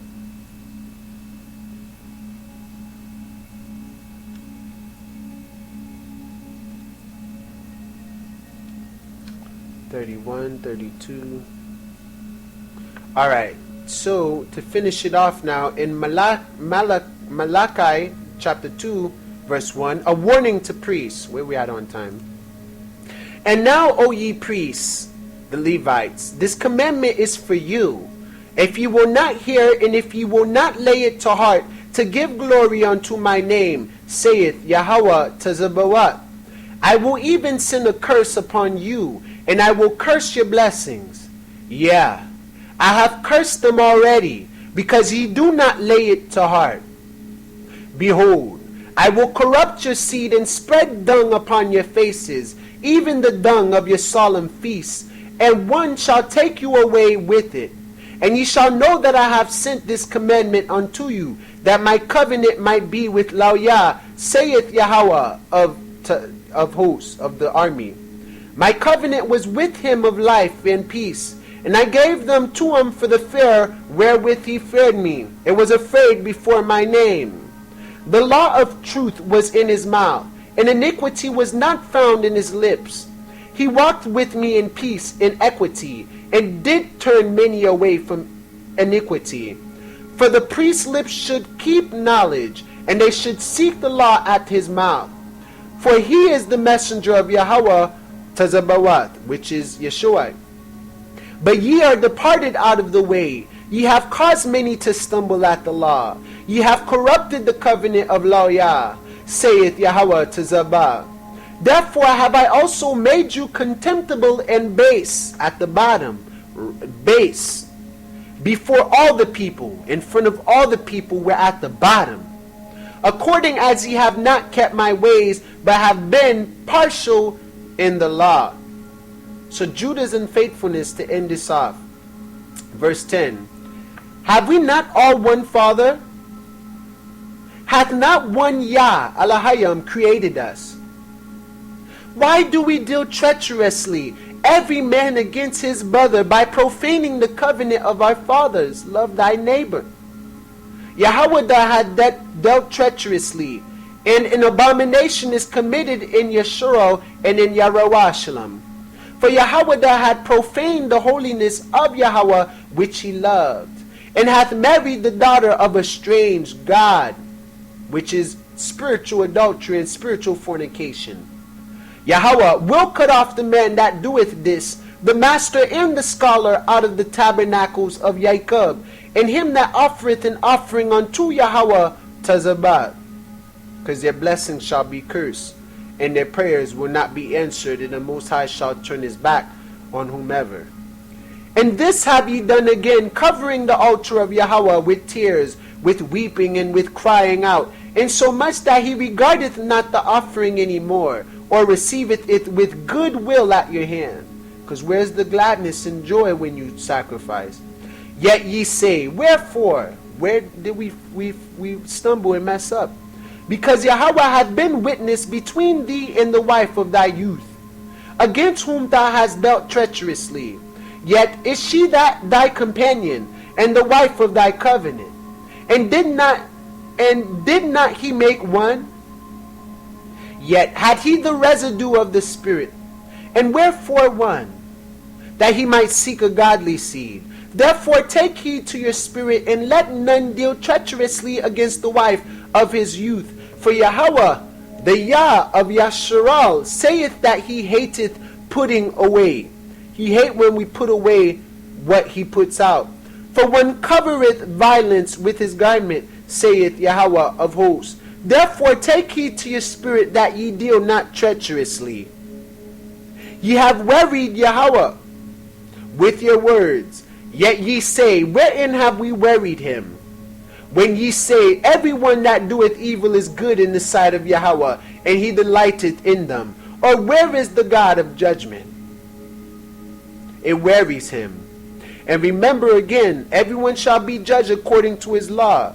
Deuteronomy chapter 14 verse 27. And the Levite that is within thy gates, thou shalt not forsake him, and thou shalt not abhor him. Joshua 13:33. For the Most High Spirit, the God of Yasharal, is their inheritance, as he has promised. I hope y'all have a, by the way, this is the inheritance, by the way, of the Levites. Deuteronomy 10:14. Behold, the heaven and the heaven of heavens is the Most High, thy God, and the earth also with all that therein is. Only Yahweh hath the delight in thy fathers to love them, and he chose their seed after them, even you above all people, as it is this day. Circumcise therefore the foreskin of your heart, and be no more stiff-necked. For the Lord Yahweh, your God, is God of gods and Lord of lords, a great Yah, a mighty and a terrible God, which regardeth not persons, nor taketh reward.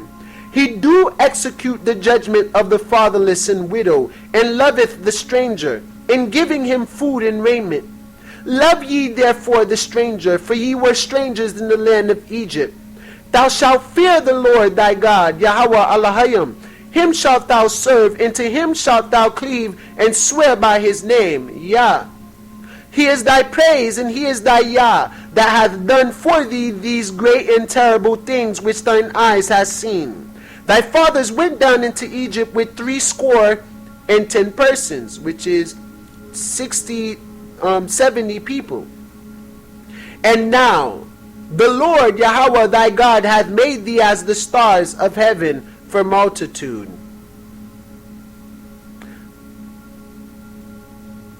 So I hope you guys have a lovely day. Shalom. I'll see you in part 4 in the Testament of Judah, Yahweh. Spread this video, spread the word. Let's live in the truth, y'all. And shalom. Yahweh Elohim Barakatah. Bahasham Yeshua HaMashiach. Amen. Hallelujah.